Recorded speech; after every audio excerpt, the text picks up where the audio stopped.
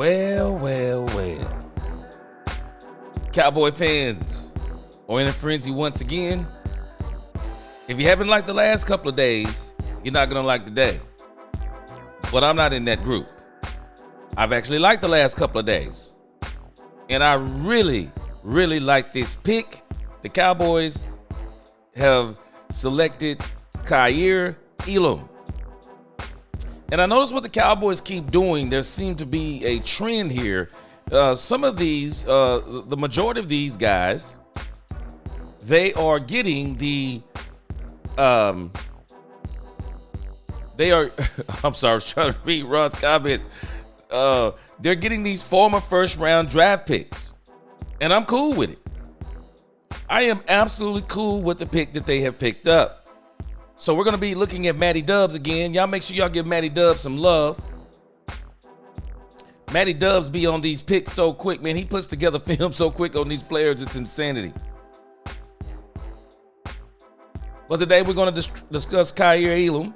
I'm only going to be on for a couple of hours, man. Wednesdays are really busy for me. But I will be back. Like I said, I'm going to be on here till about 5 o'clock. We'll discuss this till around 5 o'clock.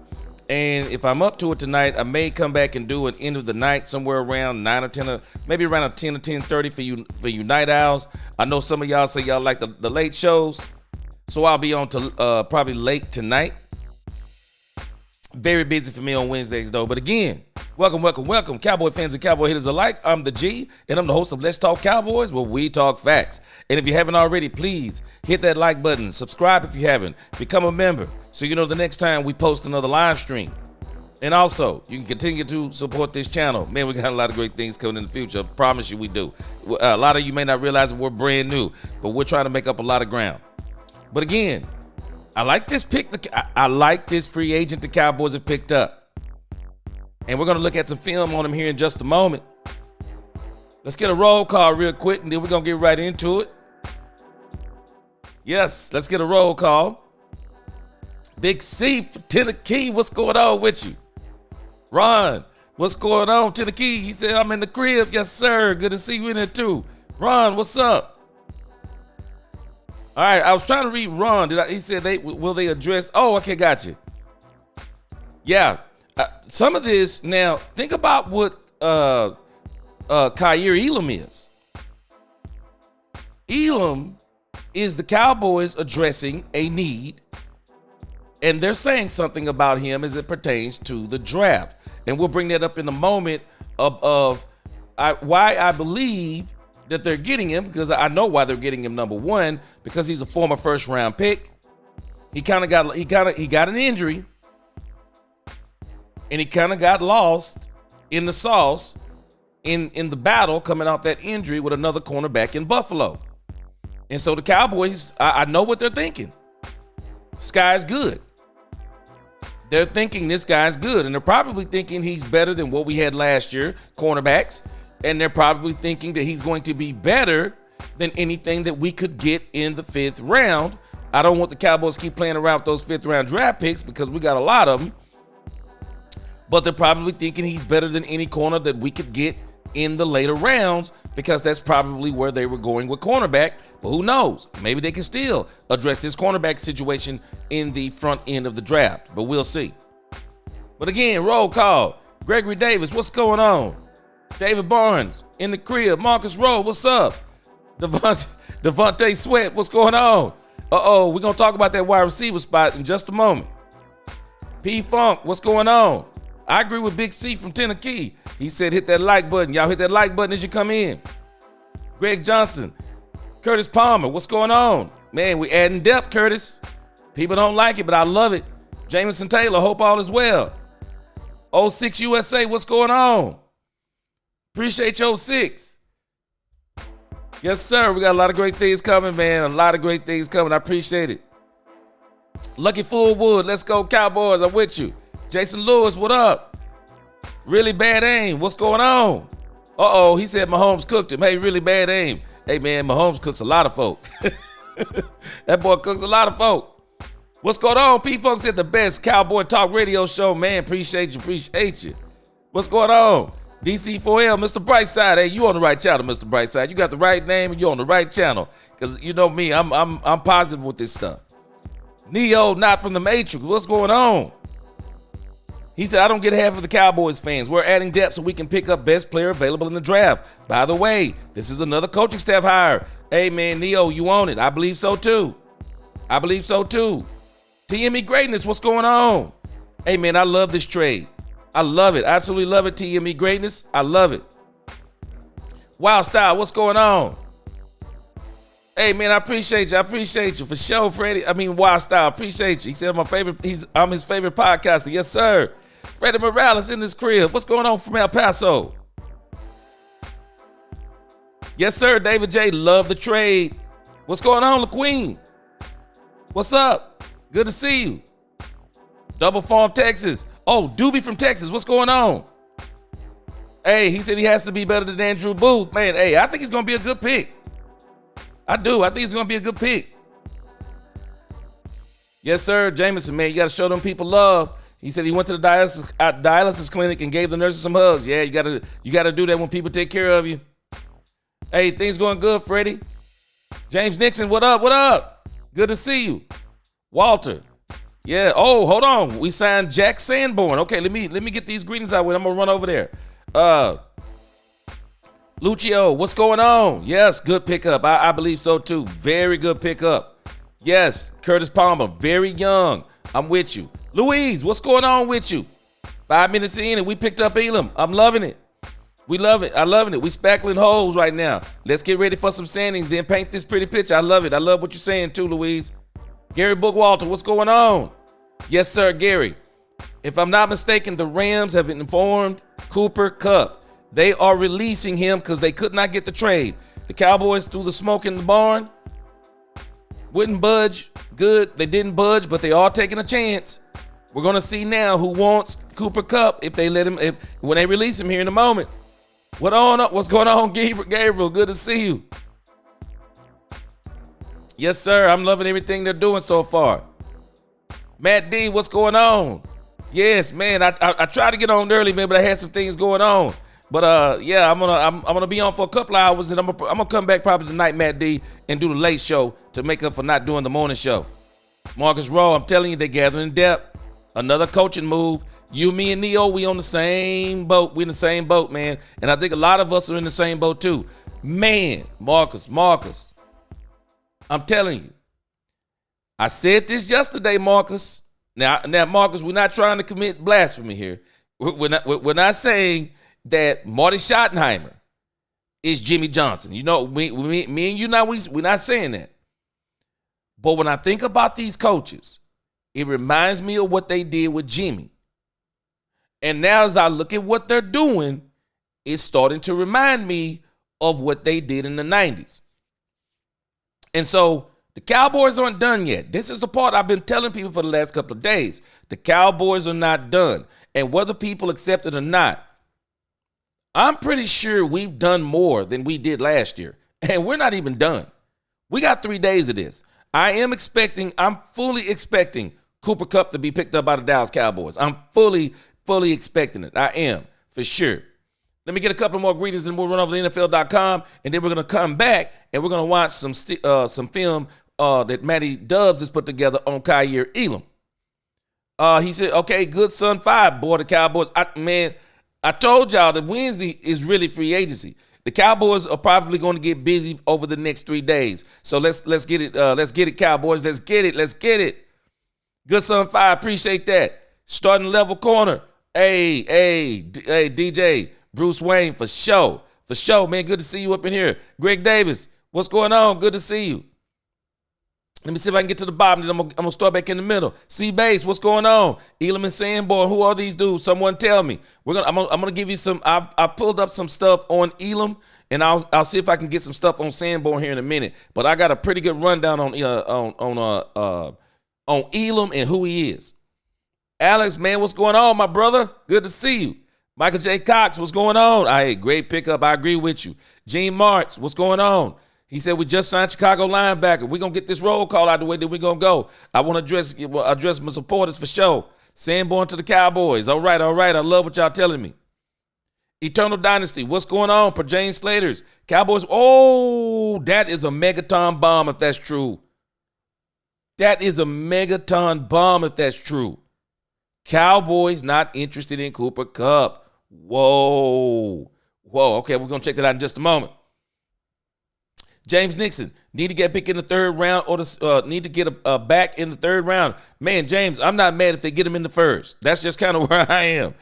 Jason Lewis, we need a vet wide receiver. Keenan Allen is still out there. Mari Cooper, Keenan Allen, I believe, still out there. It looks like the Cowboys are going skill positions at the top of the draft. Gregory, exactly. I said it, and I said it before this. Fix the defense in free agency. You do the skill positions in the draft, and in the top part of the draft in particular. Neo from the Matrix. Neo not from the Matrix. Appreciate that super chat. He said, you see Jack Sanborn, a Matt Eberflus hire. Yes, sir. I tell you this, no one better say they're not letting the coaches do the thing no more. Hopefully the Cowboys can get it right this offseason. Tired boss, Curtis Temple, don't you worry. They're doing it, and they're doing it the right way. Larice Jackson, Elam's father played safety for us back in the day. Whoa. I love that little tidbit of information. Paul, including the players that with the Cowboys last, so far Dallas has signed and resigned more than 10 players. Now, Paul, this is the part that I'm telling you, you're hitting it right on the head. People don't think the Cowboys have been as busy because they're thinking we should have been signing more outside players. But, man, we had 25 free agents going into free agency. We had to get some of them signed. Bottom line. And so some of that money that we freed up, we had to use it for some of the guys that were ours that we wanted to keep. We now got the extra $18 million in the salary cap increase. And so now we got a little bit more money to play with. Aaron Wesley, what's going on? Good to see you. Oh, Wild Boy Trey up in here. What's going on? Jack Sanborn, reunited with Eberflus. Yes, sir. That is for sure a coach's hire. Xavier Champion, what up, man? Appreciate you. I give you man props. I appreciate you, my brother. Thanks, appreciate the support. All right. Let's go and see what's going on NFL.com. And we'll also look over on X because I really want to see. Someone just said the thing about James Slater, and I absolutely believe what you're saying because I'm sure you saw it. I want to see if we got some more on it. I'm blown away if they do not get Cooper Kupp because, I mean, people were like in feuds last night over Cooper Kupp, man. I mean, the Cowboy Nation was in feuds over this dude, talking about the Cowboys shouldn't get him. Let me go to Cowboys.com here, hit the refresh and see what they have over here. Yes, sir. They do not have the linebacker yet. Let me see. Let's go straight to the hotline then.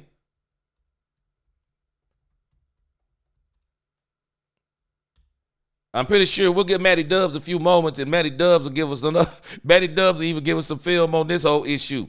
Okay, they haven't updated the wire yet. Okay, Jack Sanborn. No, that's not the name. Hold on a second. Oh, whoa. Watch this. So, let's go over here and look at what they have put. Oh, let's see. What is this website here? It is the wildshamrock.com. Now, they're not talking about the Cowboys pickup, but look at this. Tell me this isn't interesting. Another Bears blunder, not re-signing Sanborn. Whoa. It says, the Chicago Bears organization's best comparison is a teenager who constantly makes bad decisions. It does not matter who's in charge at the top. It does not matter who is the head coach. Somehow the Bears will make a blunder, which will leave you scratching your head in disbelief. The latest is non-tendering strong side linebacker Jack Sanborn, who is a local kid and a player that has thrived the last 3 seasons since being signed as an undrafted free agent from the University of Wisconsin. Sanborn was a restricted free agent, and the money to keep him on this team is chump change, which tallies to $3.263 million. Now, Sanborn is a free agent and can sign anywhere he wants to. Some say the madness of this Bears move was to re-sign Sanborn for his service at a cheaper price. I have to believe that some team will come in and scoop up a talent and want Sanborn's services in the upcoming season. It's the Cowboys. Yes, sir. Jack Sanborn is only 24 years of age and signed with the Bears as an undrafted free agent in the 2022 season. That year, he cracked the starting lineup and made 6 starts for the Bears. In 3 seasons with the Bears, he's played in 48 games and has made 19 starts as linebacker. Last year, he played in all 17 games, tallied up 17 tackles while registering 1.5 sacks on the quarterback. Sanborn is a tackling machine, and he has been involved in 164 tackles in 3 NFL seasons, which 110 of those were solo. He has racked up 14 tackles for a loss of yards while defending 5 yards. He has 1 interception while racking up 4.5 sacks. So they're saying something about this guy. They're saying he's good. Watch this. This was just a few days ago. This is not today. Watch this. Tell me this isn't crazy. Look, one team that may scoop up a guy like Jack Sanborn is the Dallas Cowboys. This was written, guys, 4 days ago. 4 days ago. The Cowboys have a new defensive coordinator, and it is Matt Eberflus, who definitely knows what his defense needs and will know what he would be getting if they ink Sanborn to a free agent contract. Neo, Marcus Rowe, me, some of us are all on this same train. They are allowing the coaches input into who they're getting in free agency. I'm still waiting on the domino of, is it Will Hernandez? I'm still waiting on the Will Hernandez domino to fall. When is that domino falling? I think he would be great for the Cowboys. Bring him in, bring some more competition to the team. Challenge, make people fight for those offensive line spots, and you get the best offensive line possible. Yes, sir. I mean, this guy here, he seems to be legit. It says here, Sanborn should have multiple suitors for his services. I know he was not drafted, but he played defense in the Big Ten at the University of Wisconsin. Big Ten manufactures linebackers and solid defensive options like a factory. I love it. I love it. Another great pickup for the Cowboys. And get this. And from all intents and purposes, everything I can see, guys, this guy isn't even coming off an injury. Amen, Walls. He's not even coming off of an injury. This guy here is just, again, it looks like the Chicago Bears played poker with this guy. It sounds like from what the article is saying, I'll put this article down in the chat. Y'all can go and read the rest on your own. I find this article to be fascinating that they just predicted that the Cowboys will probably be the one to get him, and boom, there it is. There it is. Cowboys said we'll take him. I love it. Absolutely love it. They're letting their coaching staff have input on the pickups. They let them have input. I absolutely love it. So all we got to do, we just got to keep watching. Just got to keep watching. I love it. I'm telling you, it's great, man. Hey, Louis Ortiz, me and you in the same boat. Hey, man, I want to see this man. Hey, I will not mind seeing Calais Campbell. I'm just telling y'all the truth. Louis said, he said, I don't care how old he is. He's healthier than half the people you have on the roster. My girl, Niecy, what's going on? Hey, Niecy, we got a pickup that's not injured, or he's not coming off injury. I'm liking this pick too. I'm loving it. Tell me what you think in the chat. Curtis Palmer, Jack Sanborn, only 24 years old. Great pickup, I'm telling you. The Cowboys have acquired three defensive players this offseason, all former first-round picks. There it is, Bruce Wayne. That's the thing that I'm noticing. That's the trend. Former first-round picks who, for some reason or another, and if you look at least two of them, it was injury. And a lot of people are still saying that this Peyton guy is going to be the absolute bomb for the Cowboys. So I'm loving it. Freddie, let me see what you think. Freddie says some fans are upset and say that the boys have not done anything because the boys have not signed any big-name free agents. Man, I'm telling you, that's the only thing that you hear people griping about. Because we haven't picked the big names. Again, I'm not concerned about the big names. I'm concerned about building a team. I want this team to build a team once and for all. Build a team. Build a team. And everything else will take care of itself. Okay, they got Jack Sanborn is who they got, James Nixon. And I think he's going to be a great pick. Yes, sir. Wild Boy Trey, I said it yesterday. The Cowboys are getting young. They're getting extremely young. Yes, sir. Curtis Palmer. I think we got us a linebacker that's going to help improve in our run game. Y'all remember what Matt Eberflus said? We want to stop the run. We want to take away the ball, and we want to make big plays on defense. They're getting their defense anchored down. I love what they're doing. Matt D said, I watched tape on Peyton Turner today. I like that move more and more. And we're going to watch some stuff from Matty Dubs here just in about another minute. TME Greatness, he said, great pickup. I'm loving this. Cowboys finna wreck shop. Now they need to build on O-line better. Yes, I'm with it. My girl Rebel Chicks, what's going on with you? My girl Rebel Chicks. Hey, Angel, I don't know if you're my number one supporter, but I'm going to put you in the top 5. Hey, I appreciate you. Good to see you in here. Gerald Sykes. Last year, Philly signed Bond to a 1-year deal for trash money, and he had a good season. Oh, man. Hey, Gerald, I think Sanborn's going to be great with this new coaching staff. I do. C. Bays, Javante is 26. Solomon is 29. Peyton is 26. Robert Jones is 26. Sanborn is 24. Seeing the trend. Yeah, the Cowboys, believe me, I believe they're trying to get younger. They're all going to get younger. Antonio, stay tuned. Cowboys are going to work. Lost in translation, he said, what happened now? We are moving and shaking, and I'm not used to all this free agency frenzy. Now, lost in translation, I said this a couple of days ago. The thing that people don't understand, I posted this on X last night. If y'all haven't followed me yet, go follow me on X. Free agency starts today. The last couple of days were the prelims, where the players who are going to get paid all the money, that's where they go. But this is free agency right now.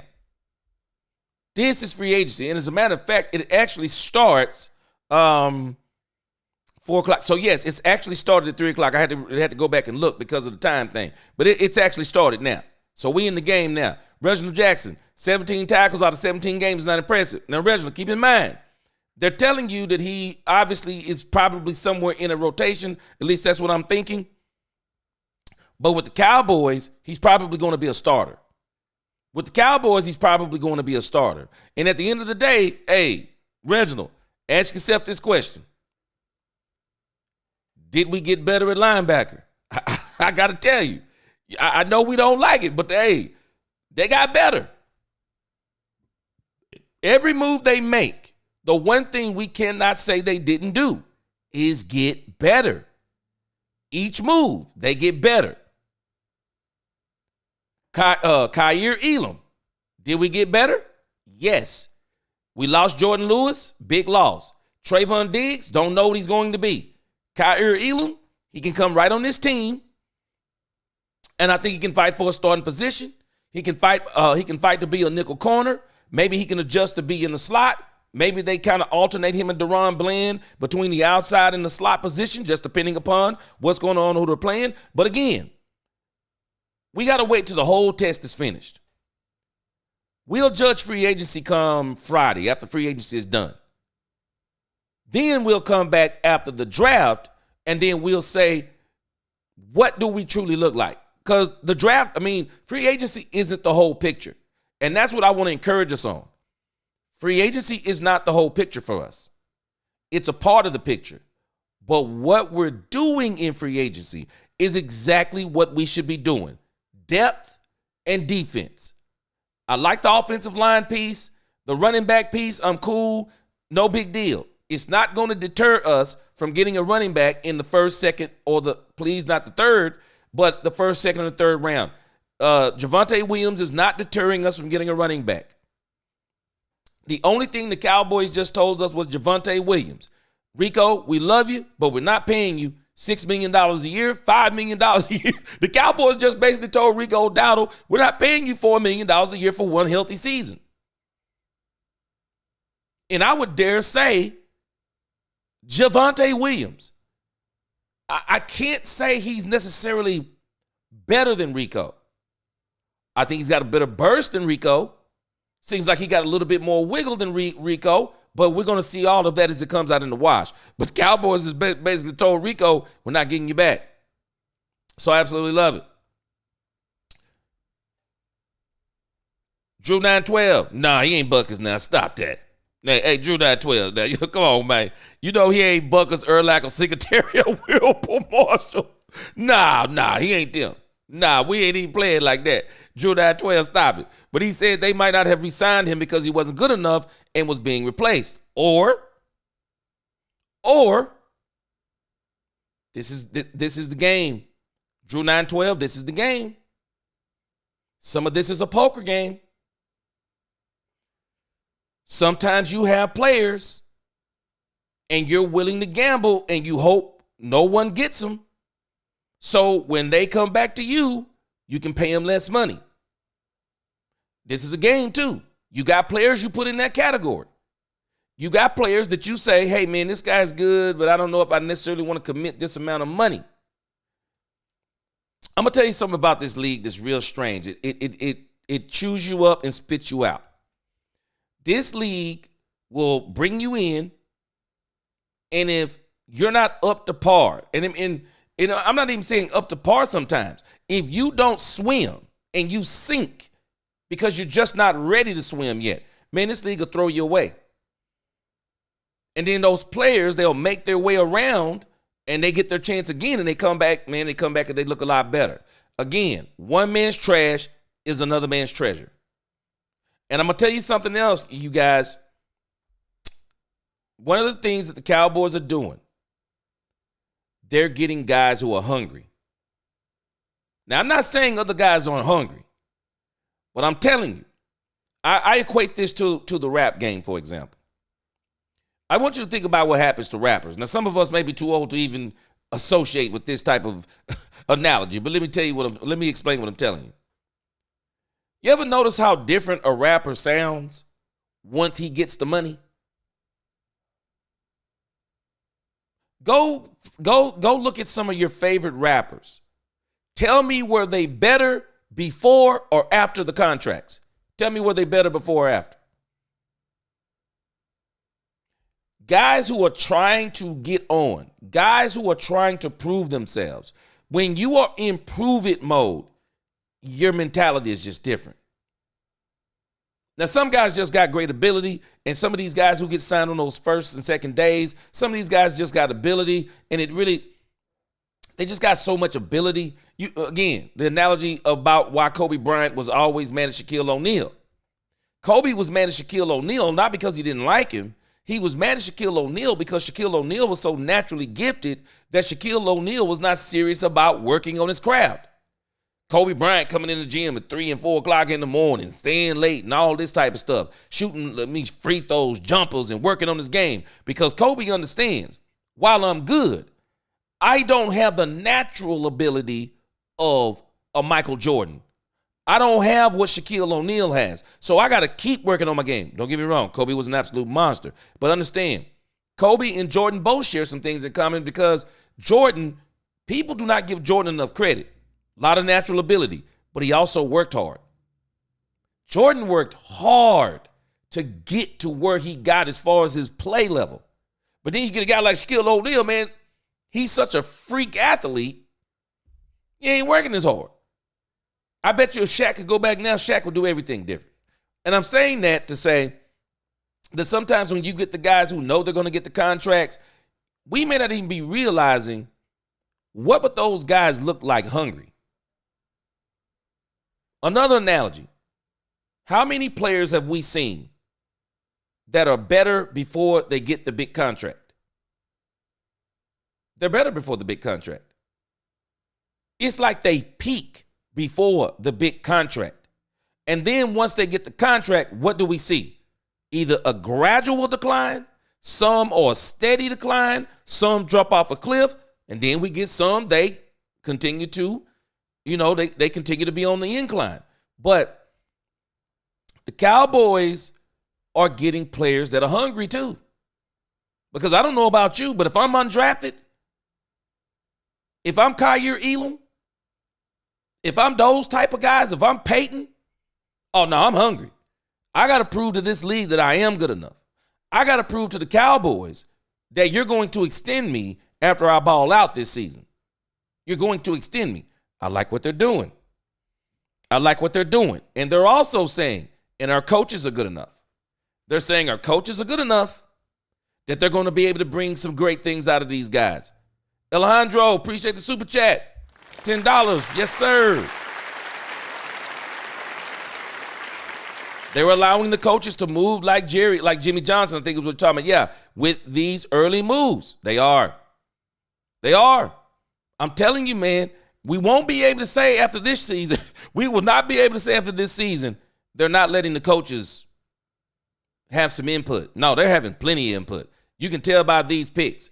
They're having plenty of input. All right, guys, so we're going to look in a moment.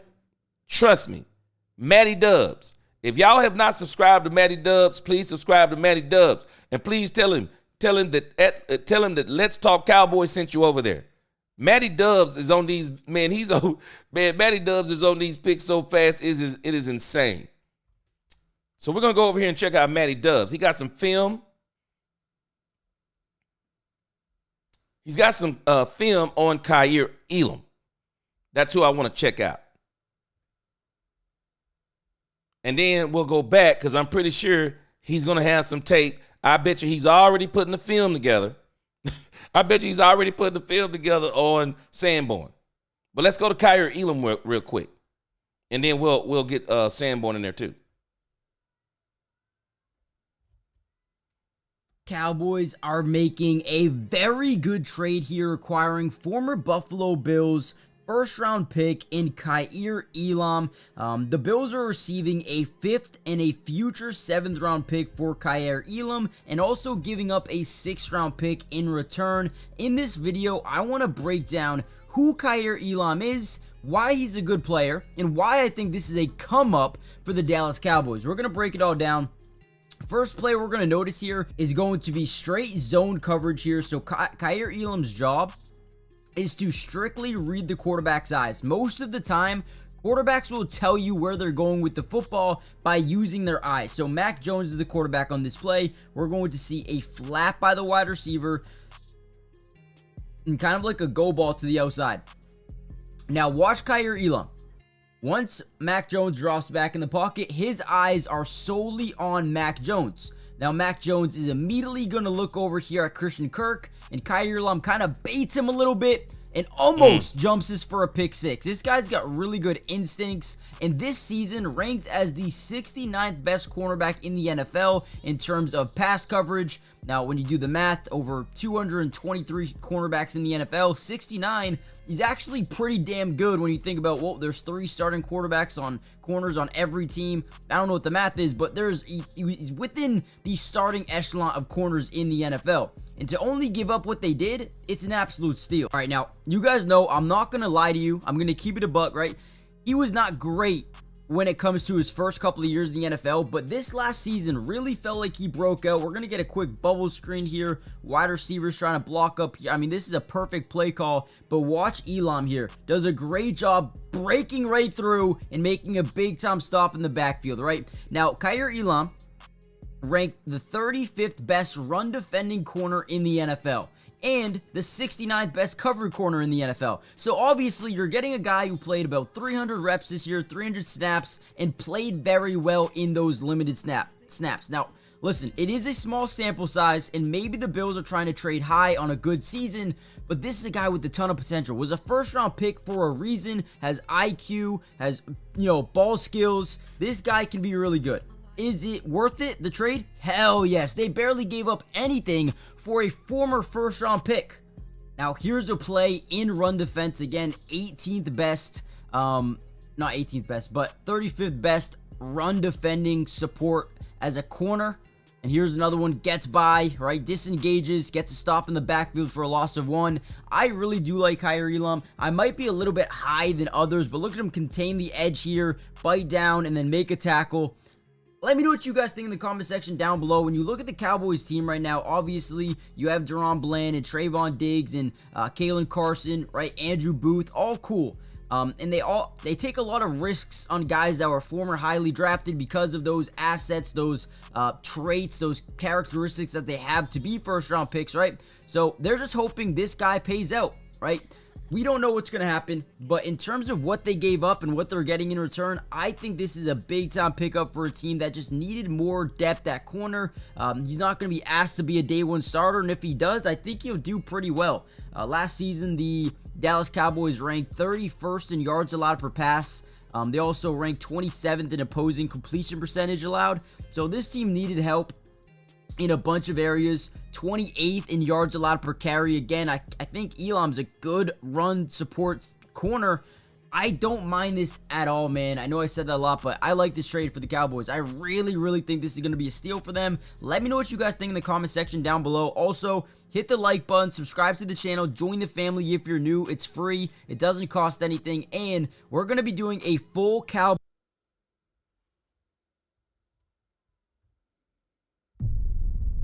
Matty Dubs, boy, he be quick on these videos.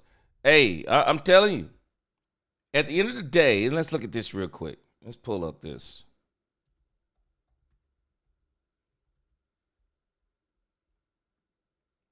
See, what we have to do when we start talking about the Cowboys, we can't look at what they're doing versus other teams per se.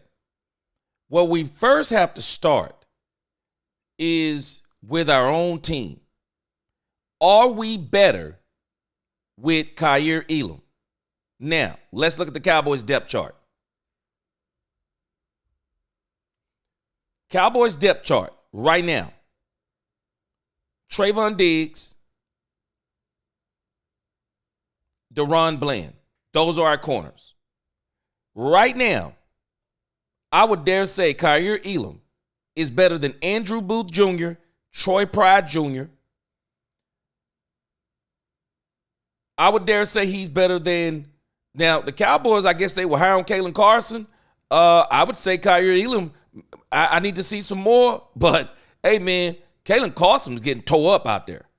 I mean, I'm not talking about tore up. He was getting tore up. I mean, teams were literally saying, where's Kalen Carson? I mean, they were tearing this dude to pieces. They were tearing him up. If I'm not mistaken, Josh went down with the injury and was looking pretty good. Josh Butler was looking like a crazy, looking like some kind of crazy story we were going to be able to post on as a TV movie one day. But just looking right now, Kaiir Elam is better than most of what we have. I would dare say he's better than most of what we have. And we don't even know what Trayvon Diggs is going to be. I mean, I'm very interested in training camp to see how this all pans out in the training camp. This dude, I think he's going to be able to challenge. I think he's going to be able to challenge what we have.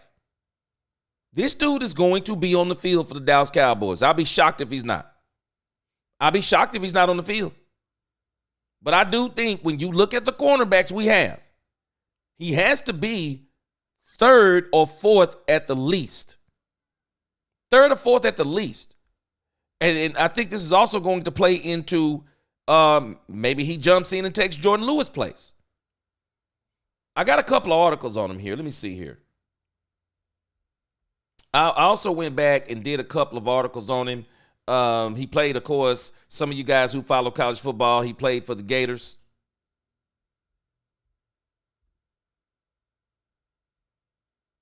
Yeah, he played for the Gators. They had 5 things, to know about him. He racked up stats in college. He finished his career at Florida with 6 interceptions, 35 games, added 79 tackles, 2.5 tackles for loss, 26 pass breakups, and 1 fumble recovery.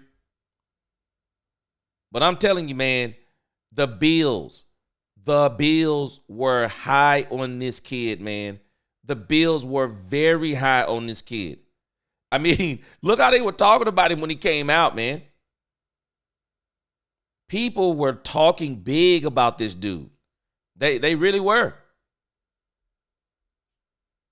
I mean, you select cornerback in the first round? That's no joke. I mean, you must have saw something that you liked about him.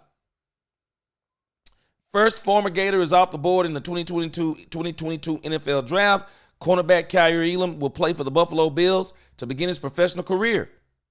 Elam was well regarded as one of the Southeastern Conference's top corners in 2022. A knee injury sidelined him for 3 games, but he still finished the year with 29 tackles, 17 solo, 5 pass deflections and an interception, and a partridge in the pear tree. Most offenses opted to throw away from him due to his shutdown reputation. I'm just saying. I'm just saying. Florida's poor defensive year as a team and scheme didn't give Elam the kind of boost he had in mind when he decided to return. Instead of becoming a bona fide first rounder, experts such as ESPN's Todd McShay and Mel Kiper wavered on him and kept him on the fringe. The Bills ended up trading up for Elam, making him the 4th corner off the board at number 23 behind LSU's Derek Stingley, Cincinnati's Ahmad Gardner, and Washington's Trent McDuffie. I'm just telling you. Man. I mean, people really saw this kid in a different light. They really saw him in a different light. And again, just doing some of the research on him, it looks like what wound up happening to him is that he got an injury. I'm going to do a dedicated video to this tonight. But what happened to him, it looked like it was an injury that got to him. Let me see here. Got another article here on him. Let's see.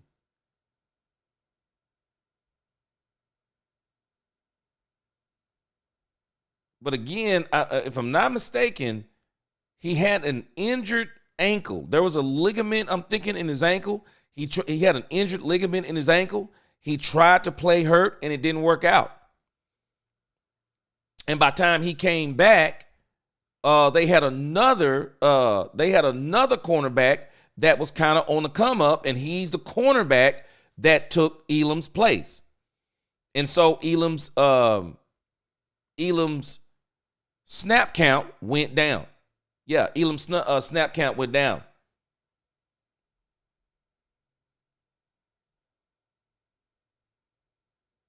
Let me make sure. Yeah, because I'm pretty sure that's exactly what happened to him. And so this is why the Buffalo Bills traded him. So I'm telling us, one man's trash is another man's treasure. One man's trash is another man's treasure. And that's the bottom line. And so I think the Cowboys got a good pick. I think he's a great pick. And again, let's go back and weigh this. So, looking at the cornerbacks the Cowboys have now, is he better? I would say yes. He's better than some of the ones we have and has the potential to probably be a starter on this team depending upon what they do in the draft.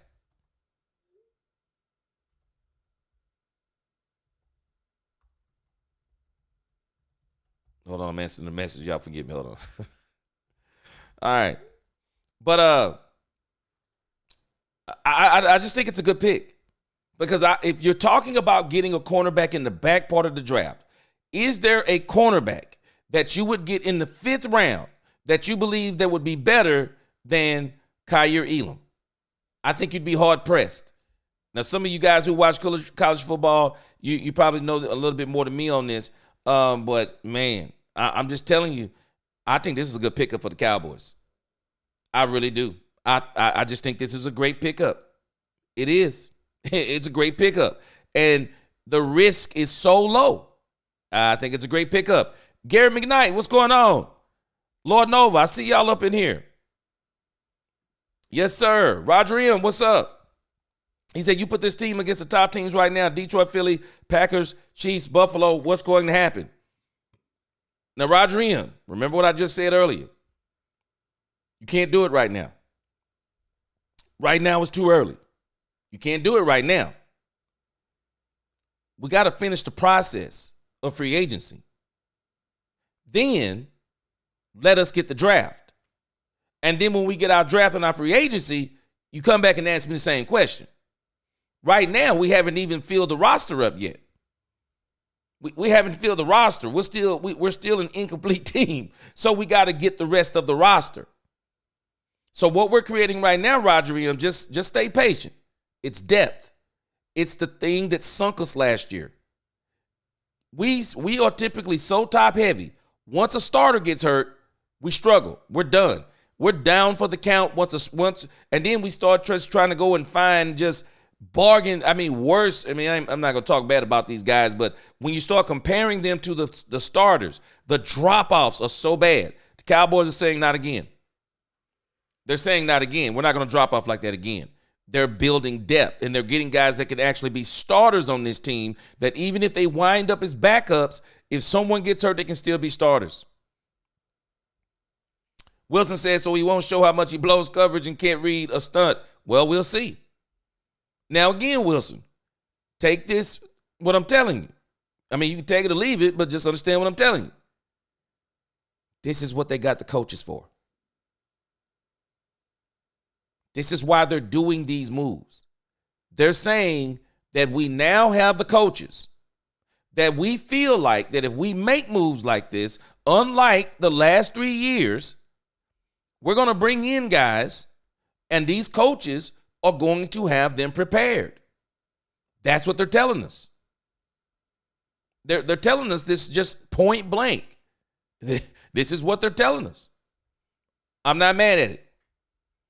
I am not mad at what they're doing. I just think it makes sense. It makes perfect sense.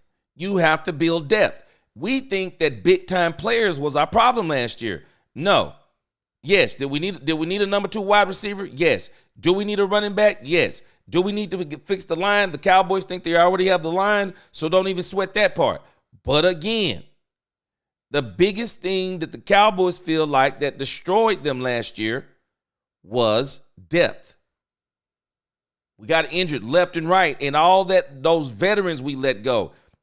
I think the Cowboys didn't anticipate that there could be injuries. There was a bunch of injuries. The injury bug didn't just get us. The injury bug got San Francisco. The injury bug got Detroit. We may not realize this. We will never know.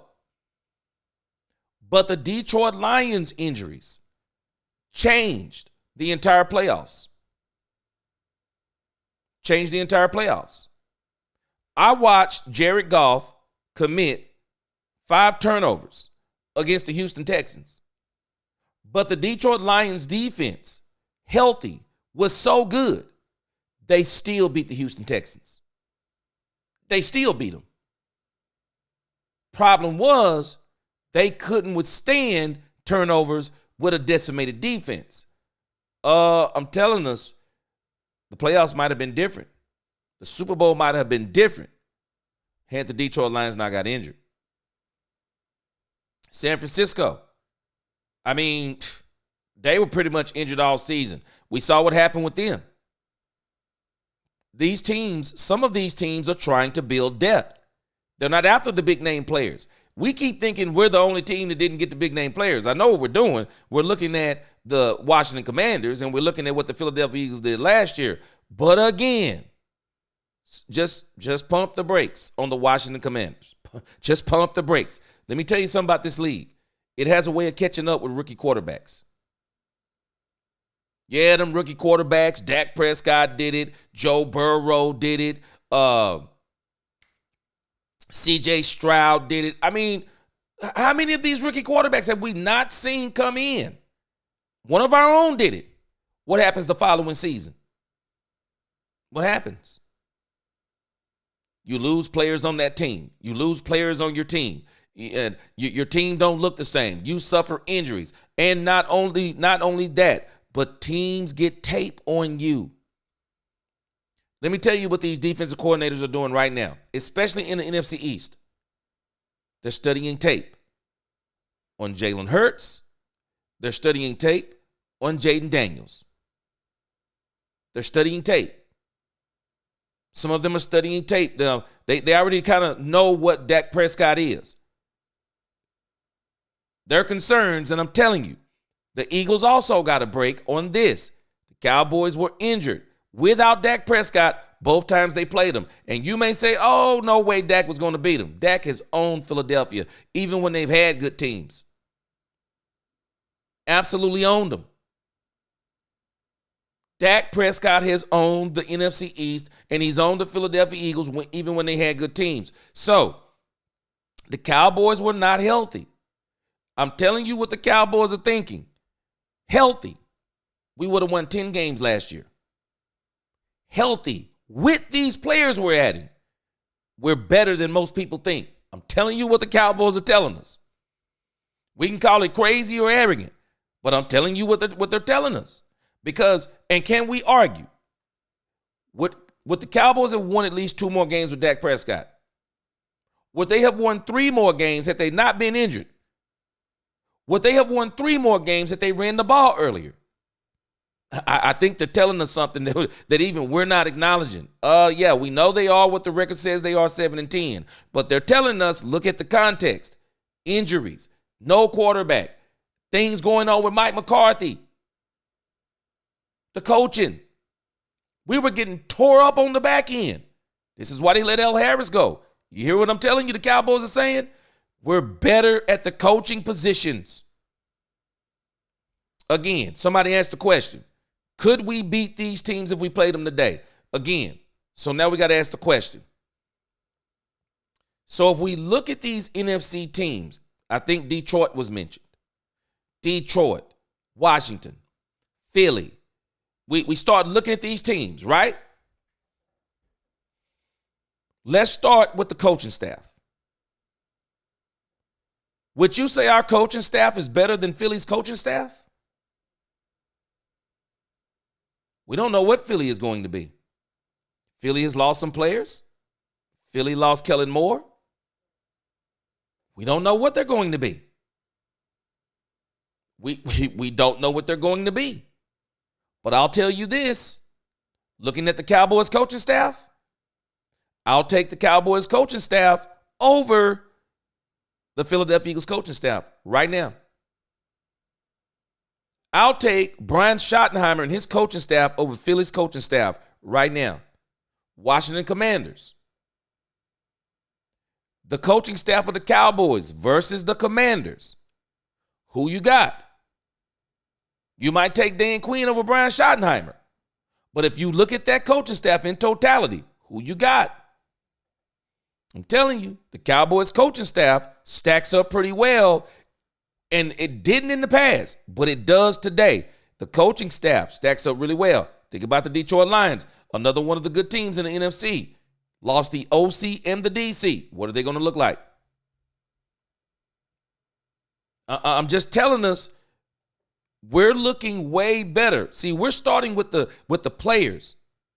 Can't start with the players. We got to start from the top down.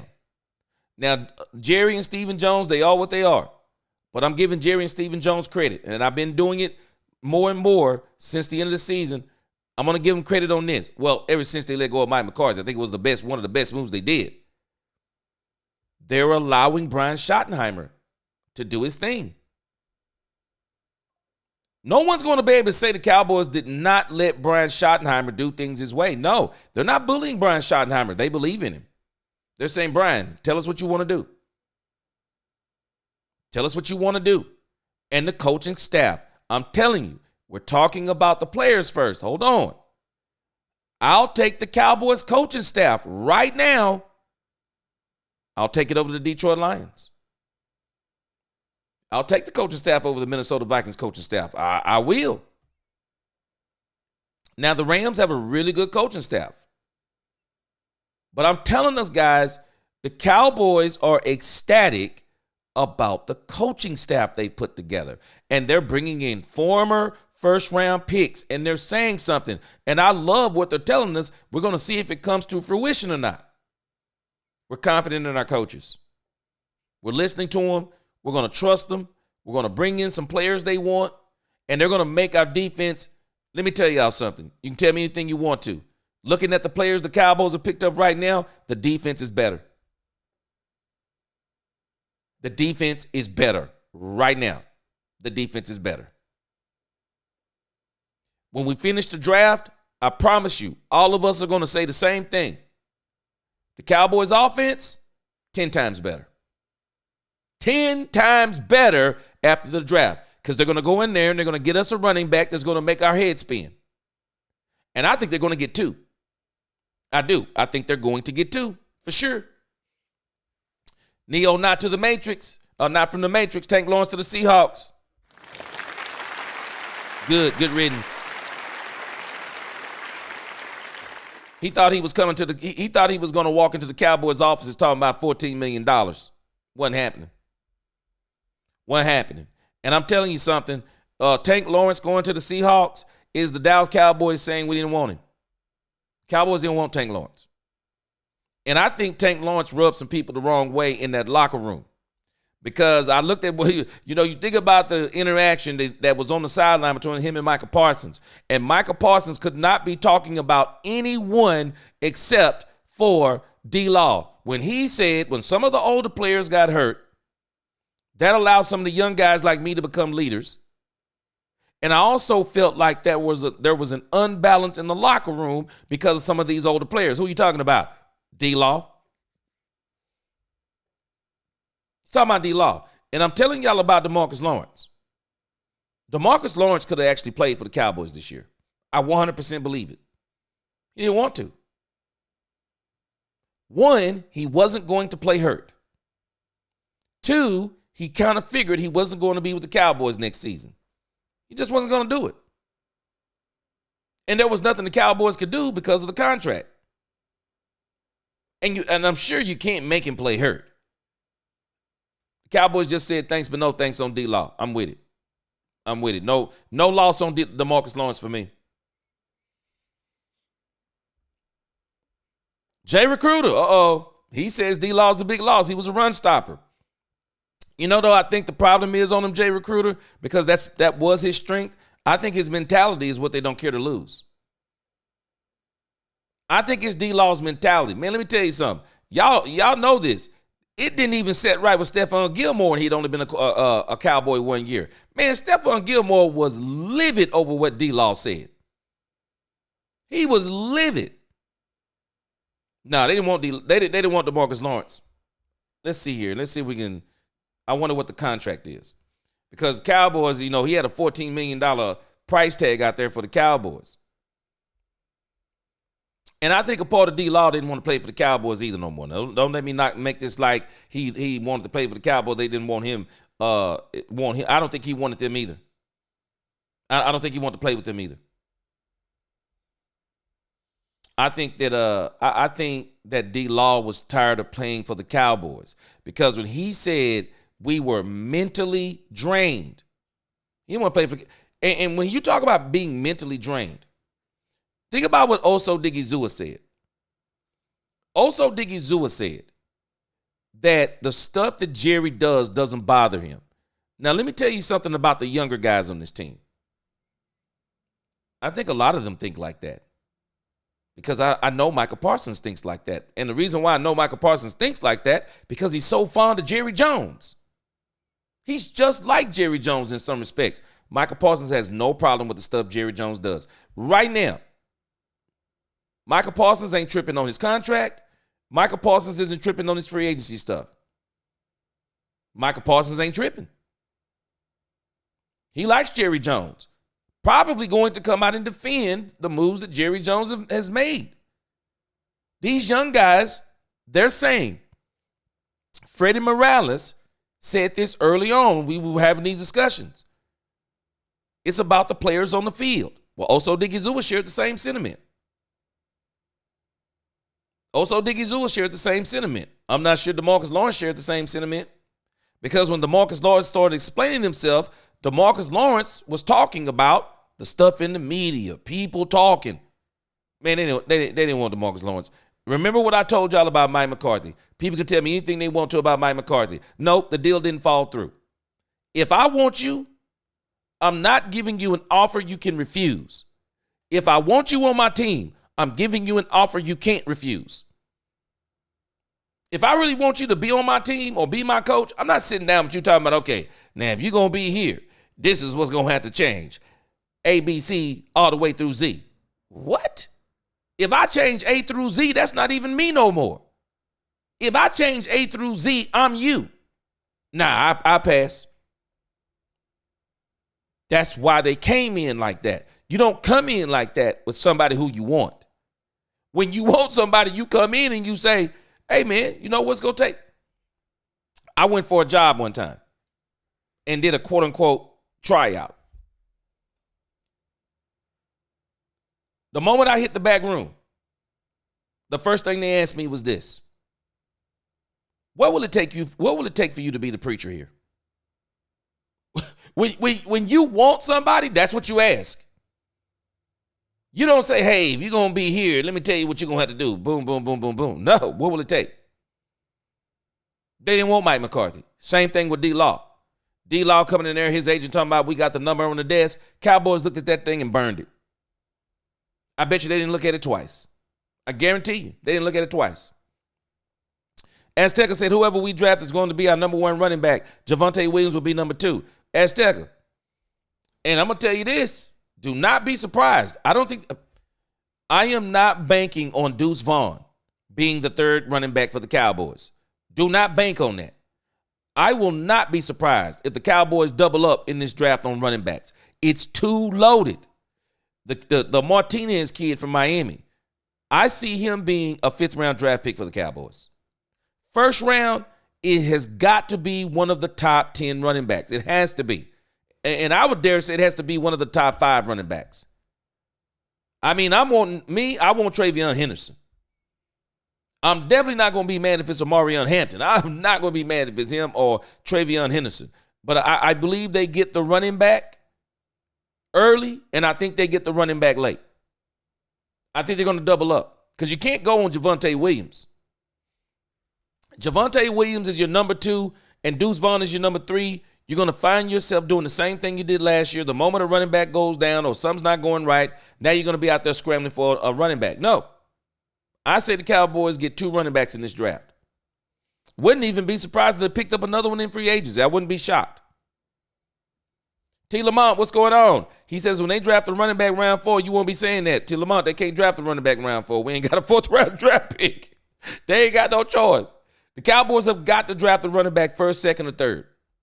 And I believe it will be in the 1st, no later than the 2nd.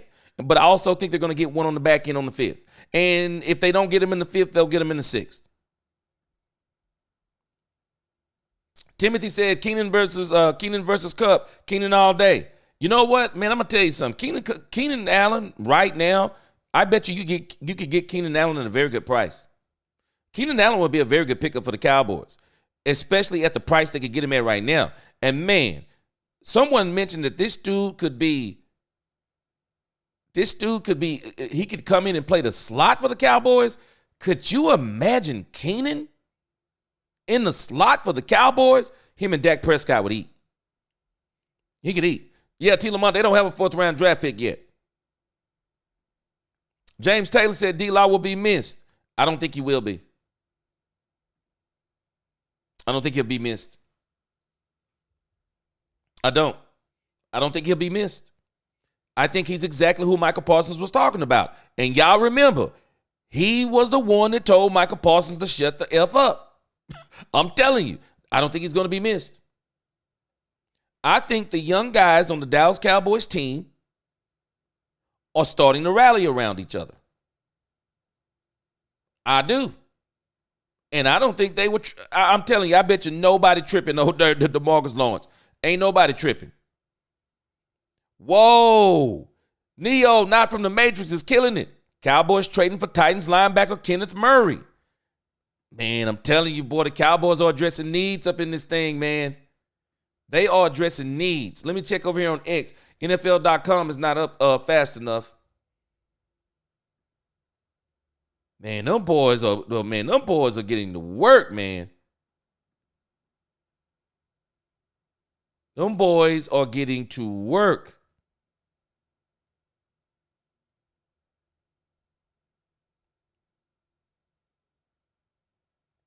I'm noticing some people on X are talking about Jack Sanborn. Yeah, there's people talking about him on X, talking about how good he is. Again, we can't answer the question if the Cowboys are better today, but I can tell you what we can answer. Let's look over here. Again, once you start looking at what they're picking up,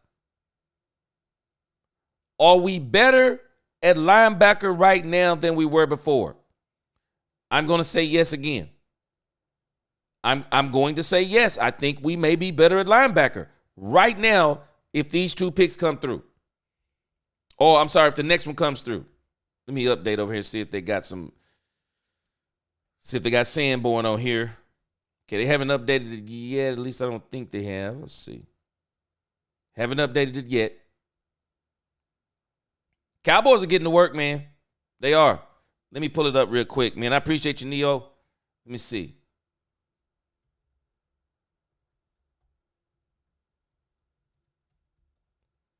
Not fast enough on NFL.com right now. Schultz report. Okay, this is over on X. Okay, good. Let's see. It says Jordan Schultz. Let's see what we got here. Jordan Schultz.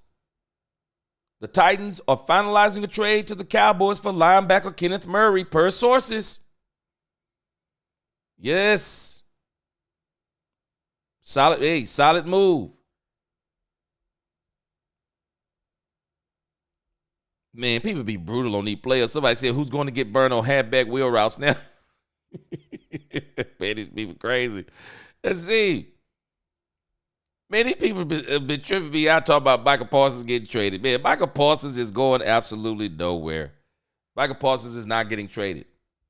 Oh, yeah, I like that, man. I like that move right there. So again, now we add Sanborn. Now we're adding Kenneth Murray Jr. Are we better at linebacker? I would say yes. I would say the Cowboys are better at linebacker right now. Would anybody disagree? The Dallas Cowboys are better at linebacker. No doubt about it. No doubt about it. They're better at linebacker right now. Brent said, I'll be surprised if they draft a running back before round 6. Oh, they better. Yeah, they have to do it, Brent. Even though there will be some running backs at the back, they got to get one at the front too. Todd Church said, middle linebacker for real. We just got a good linebacker, says Victor Maldonado. What's going on? Yes, sir. Oak Cliff Rockefeller, what's up? By all accounts, it looks like he's good. Cowboys trading for Kenny Murray from the Titans. Tennessee, hey, Tennessee, you've been seeing him up close. Tennessee, give us the info on him. Is he any good? LaDonna, yes, they just traded for a linebacker. Let's see what we got here. Marco, Deuce shouldn't be on the team. Man, Deuce is a favorite for the family member that works for the Cowboys. I don't think he's going to survive this season. I don't think he's going to survive this season. I don't think he's going to survive this season, Marco. I don't think he's going to survive. I don't think he's going to survive. Gerald Sykes, if Genty is there, the Cowboys 100%, I believe, taken. I do. I'm with you. I think they're anticipating him not being there. But if Genty is there, there's no way the Cowboys don't get Genty, even though I think he's going to the Raiders. My man, Ultra Cowboy, give us some facts up in here. Appreciate you. Ultra Cowboy, tell me what you think about Kenneth Murray. He said we're trading for Kenneth Murray. Tell me what you think. Yes, sir. I like what they're doing, Ultra Cowboy. Tell me what you think. That's 2 linebackers today. Dana Jet, glass half empty. Cheap hire, poor performance. Spider Black, I can see first round being edge now. You know what? I could too. And if not in the first, within the first 3 rounds, the Cowboys will probably get an edge rusher. I'm going to tell you this, Spider Black. I'm not going to be surprised if the Cowboys are running back, wide receiver, whatever order, either defensive tackle or edge rusher. I think they still want some more on the edge too. I do. I think they want some more on the edge. Freddie says Kenneth Murray, 6 foot tall, 200 pound, 26-year-old linebacker. Yeah, over 200 pounds. Marcus Warner, how about 3 young backs? 1 will be insurance. Yeah, I think they're going to get 2 more. They are definitely going to get 2 more. Javonte Williams will be a part of the equation, but the Cowboys are going to get, I believe, at least 2 in the draft. DC, Mr. Brightside. It's not crazy. The writing was already on the wall. I was talking about it this season. I don't think DeMarcus Lawrence wanted to play for the Cowboys. I don't think he wanted to play for the Cowboys. That's why I want to see I want to see what the Seattle deal is. Because I'm telling you, I don't think he wanted to play for the Cowboys. I think he had like a $14 million deal on the table for the Cowboys, and he knew they were not going to take it. Abel Tamez, hey, it ain't happening. It is not happening. We are not going 5-12 this season. It is not happening. Not if Dak Prescott is healthy. Yes, sir. Dale Cowell. Blockbuster trade for the Titans. Kenneth Wells Jr. I want to see what they gave up. My man D-Block, what's going on? D-Block 88. We knew it, bro. We knew it. D-Law was going to go. I knew he was gone, bro. I'm with you. I don't think they wanted him. If they wanted him, they could have had him. They didn't want him. Only way they were bringing him back, he was going to be cheap. That's the only way they were bringing him back. Dale Cowell. Yep. Hey, Dale, they building, man. I'm telling you, they're building. Yeah, they're building for sure. The Cowboys are signing former first rounders. This is their draft before the draft. D-Web, I'm with you. We've been saying the same thing. We're noticing they're going in here getting players. Now watch what I'm telling us again. I said it yesterday. These former first rounders are telling us they're confident in their coaches. That's what they're telling us. They're telling us that we can get first round performance out of these former first round draft picks. That's what they're telling us. I'm loving it. I'm loving it because now it's all going to be, what will these coaches do? Yeah, T. Lamont, they're going to be fine without D-Law, for sure. We just traded Kenneth Murray for late round picks.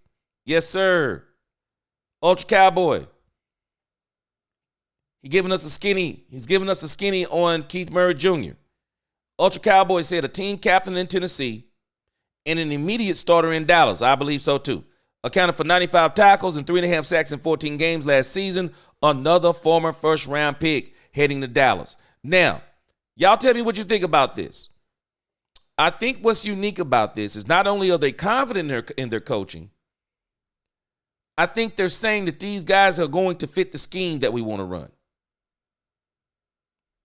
The NFL is brutal, and I'm telling you, it's brutal. Because sometimes players, it's not that the players are not good.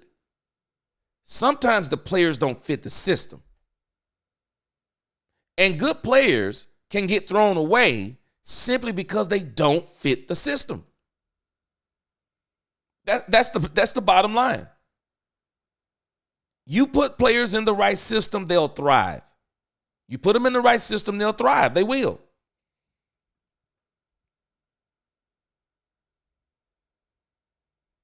Tony Brown, I'm with you. I'm with you. You said he hadn't been given the F for years now. Yeah, I'm with you. I think he was tired of playing for the Cowboys. I don't think he likes all the noise. I just don't think he likes all the noise. C. Burleson said, I love this linebacker Murray from Oklahoma. Ultra says, hopefully we can retire the Hot Boys now. Yes, sir. Gregory Carpenter, nah, we're not playing. Man, I said this yesterday. Everybody was up in arms. I said, hold on. Free agency starts Wednesday. I figured the Cowboys would get busy. They seriously busy. Cowboys busy, man. Cowboys extremely busy. James Nixon says if the defensive coordinator get Murray, that will be a huge pickup. Yeah. Yeah, I like the deal. I like the deal, lost in translation. Yeah, D-Law, it was time for him to go, Dog Mob. What's going on, Dog Mob? Not 88. It was time for him to go, man. It was. Victor Maldonado. Now, you just make an excellent point. This is about exactly what Matt Eberflus said. Matt Eberflus wants to stop the run. What killed us in 2023 against the Green Bay Packers? We had no linebackers. We're coming out of free agency with linebackers. What was I screaming before free agency?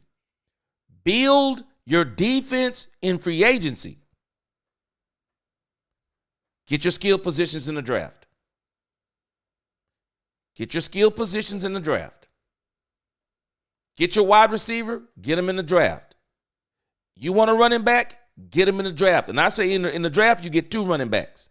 Now, I'm wanting them to get, if Keenan Allen continues to stay out here, I would not mind the Cowboys kicking the tires on Keenan Allen. But I'm tripping on the fact that Keenan Allen and Amari Cooper, I think, are both still out there. I mean, that's absolutely crazy to me. That's absolutely crazy to me. But it's also telling you what they're saying about Amari Cooper. And I think what they may be saying about Keenan Allen, the only thing I could think would be to hold up on Keenan Allen. He's about to be 33. Maybe there's a price. Maybe the price, Keenan Allen. Again, y'all remember what I told you about these older wide receivers like Devontae Adams, Keenan Allen, DeAndre Hopkins. Did y'all see what DeAndre Hopkins did? These older wide receivers that are still good, they have to make a choice. Do they want the chip or the check? And if they want the check, they're going to, if they want the check, they're just going to go to the team that pays them the highest amount of money. If they want the chip, they're going to a team that they consider to be a contender. Watch what Devontae Adams did. We know he wanted to get back on the West Coast. That was one of the reasons why I do not believe he was coming to the Cowboys. Second reason, we were not paying him $20+ million a year, even though I believe it's only a 1-year deal. And the Cowboys definitely were not paying him $26 million for a 1-year deal. Third thing, Devontae Adams looked at the Rams based on what they did last year. He said they're a contender. DeAndre Hopkins, guess why he went to the Baltimore Ravens? He looks at them as a contender. 1-year deal, they're a contender. Keenan Allen, we're going to see what he does next. Who will he go to? Because I'm sure there are teams that have probably inquired about Keenan Allen. I refuse to believe that nobody's inquired about him. So it brings me to the conclusion, I believe with Keenan Allen, price may be the issue. Maybe there's price. Maybe there's something with him trying to select the team that he wants to go to. But I'm telling you, Keenan Allen is probably going to make a choice to go to who he feels is a contender. What's going on, Sean M? Shizzle? What up with you? Aaron Wesley. Yes, sir. They cooking, man. They are definitely cooking. I'm definitely going to come back tonight and do another live stream on these players. They got some stuff. Yeah, they swap a 6th and a 7th. They did the same thing with Buffalo Bills. They swapped the 5th and the 6th. So think about what the Cowboys doing that is really strategic. They're not giving up picks altogether. They're swapping picks. They're swapping picks, which means they will not be losing picks in the draft. They're just going to be further back. Intelligent Savage, this is our college man right here. He says, linebacker from Wisconsin and Kaiir Elam are solid picks. Sanborn is a D guy from Chicago, so you know he knows how he wishes to use him, and pretty good effort guy. Yes. Yes. Yes. Yeah, Cowboys are doing their thing today. Cowboys are really doing their thing today. I like what they're doing. I do. Cowboys acquire Murray, $7.41 million undrafted free agent. Titans acquired late pick swap. Yeah, the Cowboys, they're saying that Kenneth Murray going to be here for a couple of years. I think they're basically saying he's going to be here for a couple of years. We'll see what the rest of the deal is. Yeah, that's good, man. Oh, Mike Sage, boy, you just... Mike, I said this before this, and I think I even said it yesterday or the day before. The Cowboys have to go into free agency. Like Trayvon Diggs is not coming back, and like Overshown are not coming back. Looks like that's what they're doing. That's what they're doing. The Cowboys continue, and even Sam Williams, because the Cowboys have got to get to a point that we got to stop saying, man, when Sam Williams get healthy. when do we stop making that statement? You got to start planning as if these guys aren't going to come back, because a lot of people are saying we're doing things the same. We're not, because in actuality, if you think about what we do, a lot of times we do things as if we know guys are coming back, and it bites us. It bites us. They don't come back on time. Maybe they don't come back. No, you go ahead and start filling this stuff up now like these guys aren't coming back. That's what you do. Lost in Translation says the defense is fast now. I like what you're saying there. Out with the old and in with the new. Christopher Gibbs. Yes, sir. I like it. Man, it's crazy. This team is going to look totally different. Totally different when they hit the field this year. Totally different. It's almost like it's going to be a brand new team. Oh, yeah. Oh, yeah. Yes, sir. Intelligent Savage. That man, Demond. Yeah. Yeah. I already see where you are. Let's pull it up. Damone Clark? Yes, sir. I'm with you. That boy Damone Clark probably not going to make it, man. Probably not going to make it. Pure Gaming said, you called it, G. The Cowboys are focused on defense and free agency. And then the draft most likely heavy on offense. I'm telling this, Pure Gaming. It's how you build defenses, because without looking at what other teams are doing, let's look at what our team is doing. We have to ask ourselves simple questions. With these draft picks that we're swapping, would we be able to go in the draft and get players from the draft in that round better than the players we're acquiring? The answer is unequivocally no. I don't think there's a linebacker the Cowboys are getting in the 5th or the 6th round that's going to be better than Sanborn, better than Murray. I don't think there was a cornerback they were getting in the later rounds that was going to be better than Kaiir Elam. I don't think that was going to happen. So what the Cowboys is doing is genius. Let's keep some draft picks. We'll just swap them. Let's keep some draft picks, because that 5th round, they're still loaded. They still get, if I'm not mistaken, their 5th round draft pick, plus they had 3 compensatory. So now they'll have 2 compensatory, or they have 3 compensatory and they gave up the one they had in the 5th. Either way, they still have 3 5th round draft picks, if I'm not mistaken. The Cowboys are going to do damage. They're going to do absolute damage in the draft, I'm telling you. And we're going to be screaming, because I do believe that in the first 3 rounds, wide receiver, running back, and in the third, who knows what it is. Dana, D-Law was all bark and no bite. That statement he made, the body gets tired, was when I wanted him out. Yeah, I think the team wanted him out too. I think everybody was mad about that. Azteca, I don't want Overshown to rush back. Me neither. Take your time and heal properly so he's ready later in the season when we will need him. Only time I would want to see Overshown back is for a playoff run. I don't want to see him mid-season. I don't want to see him in the 3rd of the season. Hey, if we get to the last 3 or 4 games and you're healthy and you want to kind of get acclimated for a playoff run, come on. But all that other stuff, don't rush back. Don't rush back. Freddie Morales, sure as hell. The Cowboys are faster at linebacker. Yes, sir. 06 said, don't forget, there will be post-June 1st cuts after the draft. Yes. Yes, for sure. The Cowboys are going to do some damage, man. They didn't go on vacation this year like they normally do. Dalmob 88, he said, you said it. I'm very shocked. The Cowboys are very active and not playing sleep. Man, I'm telling you, man, everything that they said told us what they were doing. They didn't clear that Dak Prescott and CeeDee Lamb money. I'm just laughing at everybody last night talking about the Cowboys are dumb. They cleared money because they didn't go out and blow it all on day one. No, the Cowboys would have been dumb to blow all the money on day 1 or 2, and then they wouldn't be able to do nothing today. The Cowboys would literally be having to wait until Friday and get whatever is left, which would be what they normally do. This is why I'm disagreeing with people who say they're doing what they normally do. No, they're not doing what they normally do. They're not doing what they normally do because they normally don't address needs in free agency. They don't do it. I can't remember the last time that the Cowboys have addressed this many needs in free agency. Oh, no, they busy. They busy. Yes, sir, Mills, what's going on? We loving this pick, man. Yes, sir. Lost in Translation said we need a chubby wubby in the middle on defense. This defense is getting fast and strong. He said Oregon, Jamario Caldwell. I got a feeling they're going to get a defensive tackle in the draft.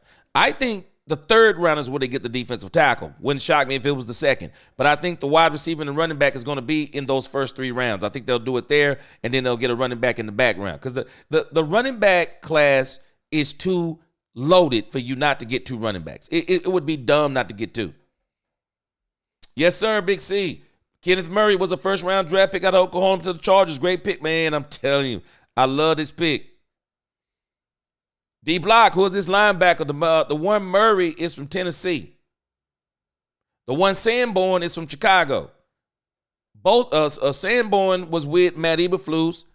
They're saying, I read an article earlier, and the article was talking about how dumb Chicago was for not re-signing Sanborn. I love it. And Murray, I want to go back and look at some stuff on him.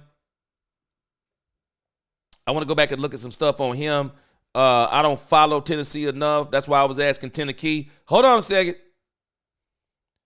Our man Matty Dubs, he never fails. Our man Matty Dubs never fails, man. Man, y'all make sure y'all tell Matty Dubs. Y'all go to this dude Matty Dubs channel and tell him that Let's Talk Cowboys has been sending him viewership, subscribers, and everything. He's got tape already, and it's short tape. He's got tape already for us on Jack Sanborn and Kenneth Murray.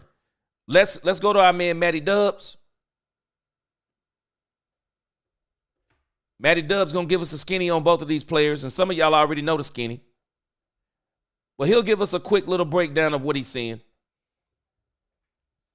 And I plan on going back after free agency is over, and we'll do some in-depth stuff, and also may try to bring on some people.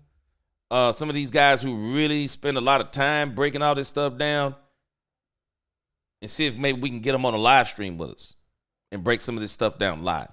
But let's look at Sanborn first. So D-Block, our man Matty Dubs will give you a little bit of introduction on both of these players.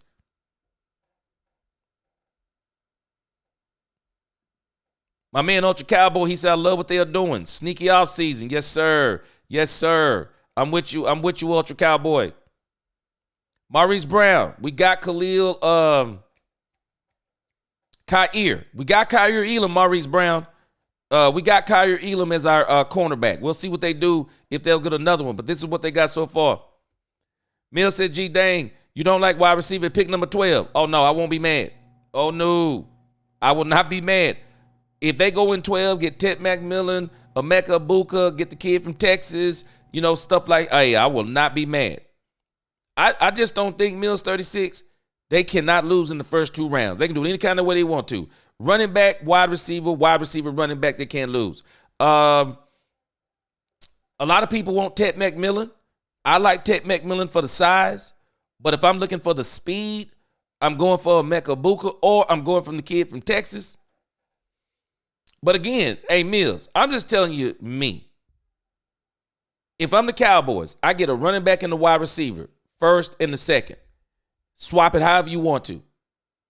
But I'm also going in the back end of the draft. These guys like Marcus Yarns. I'm going to see if Bashul Tootin is back there. I want to see if the Martinez kid is back there. I want to see if some of those sub 4.40 wide receivers are back there. If they're back there in that 5th and the 6th round, I'm doubling up. I'm going to get me a wide receiver and a running back in the first 2 rounds, and I'm going to get me a wide receiver and a running back in the back rounds.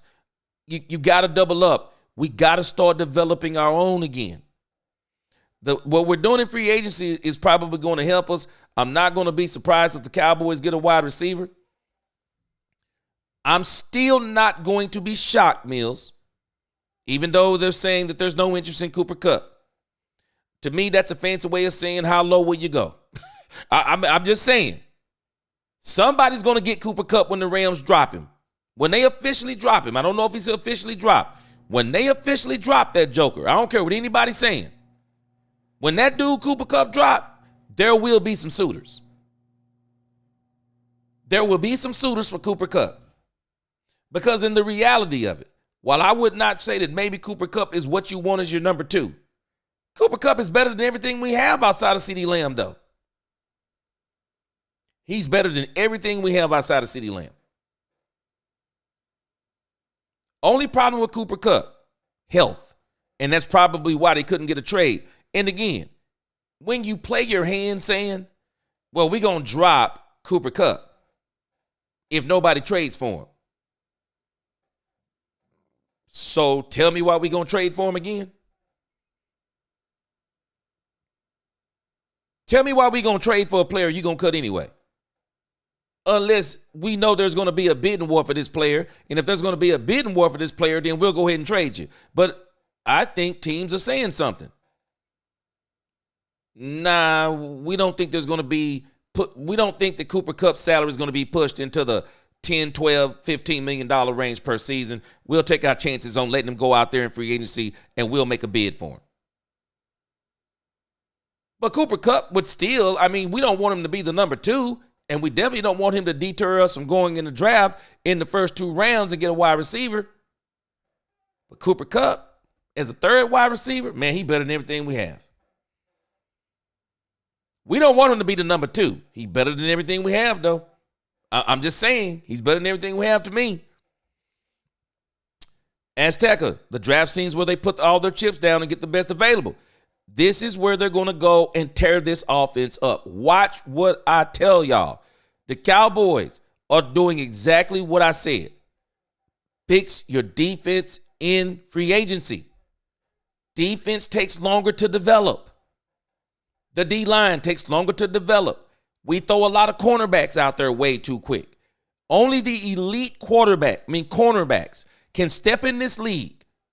Only the elite cornerbacks. I don't care if you're getting them in the first round. Only the elite cornerbacks step in this league and come in and absolute dominate as rookie cornerbacks. Their names slip my mind. Y'all give me the names, but the cornerback from the for the Jets come to mind. The cornerback for the Denver Broncos come to mind. Trayvon Diggs, when he first hit the Dallas Cowboys, come to mind. Deron Bland come to mind. There are very few cornerbacks that come in this league and go, boom, here I am. You might be better off going in and getting a couple of cornerbacks that's been in the league, been through some training camps. Even if they're not starting, hey, they kind of know what it takes now. And we looked at the tape, and I'm sure they've looked at the tape. We've looked at the tape, and we see where we can improve their game. This is what the Cowboys are telling us. Telling you, it's great. I love what they're doing. What's going on, Ramon? Raymond Estrada, what's going on? He said, man, we making moves. We them boys. Man, I told you, Raymond. I told everybody to be patient, man. I want to see these same folk who've been complaining on X. Let's see what they say now. Nisi said, as long as the edge is not named Taco. Man, the Taco Charleston move, Nisi, was crazy, wasn't it? I'm good with it in the first round. I'm good with it too. But what they're doing in free agency is going to give them options. I can go in free agency and not free agency. What they're doing in free agency is going to help them in the draft because now they can go and pinpoint. They can pinpoint some players because they're drafting 12th in the rounds.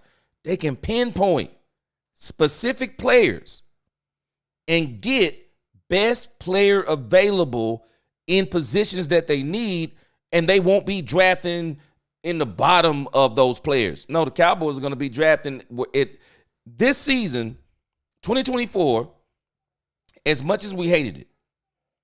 It's giving us something we haven't had in a long time. Picking 12th in all the rounds. Picking 12th in all the rounds. That's valuable. And I'm telling us, man, those back-end picks the Cowboys have in the 5th, I'm telling you, man, them things are going to be, They are valuable. They're gold to us right now. They're gold to us right now, for sure. Lewis said PFF has Murray ranked 169 of the 189, but he's had good games. Man, let me tell you, people better be careful with PFF. PFF is good, but PFF will have you overpaying for players too. They'll have you overpaying for players for sure. But again, man, I'm loving everything that we're doing. And I'm telling you, they're not done. Ultra Cowboy, I'm the same way. I will not be surprised if they get a wide receiver in free agency. I'm not ruling out Cooper Kupp and Tyler Lockett. I'm not ruling them out. Because the moment the Rams release Cooper Kupp, we're going to see what the price is. Cowboys can tell me anything they want to. If Cooper Kupp's price is low, Cowboys will probably try to at least get in that bidding for him. Tyler Lockett, nobody's talking about Tyler Lockett. Wouldn't be surprised if the Cowboys snuck and get Tyler Lockett. I mean, y'all tell me, man, I might take Tyler Lockett over Jalen Tolbert. Let me look at the depth chart. Oh, hold on a second. I'm sorry, guys. We got to talk in the chat. Let's go to our man, Matty Dubs. I'm sorry, man. Let's go to our man, Matty Dubs, and I'm going to come back to the super chat. These videos with Matty Dubs aren't that long. Matty Dubs has got us something on Jack Sanborn.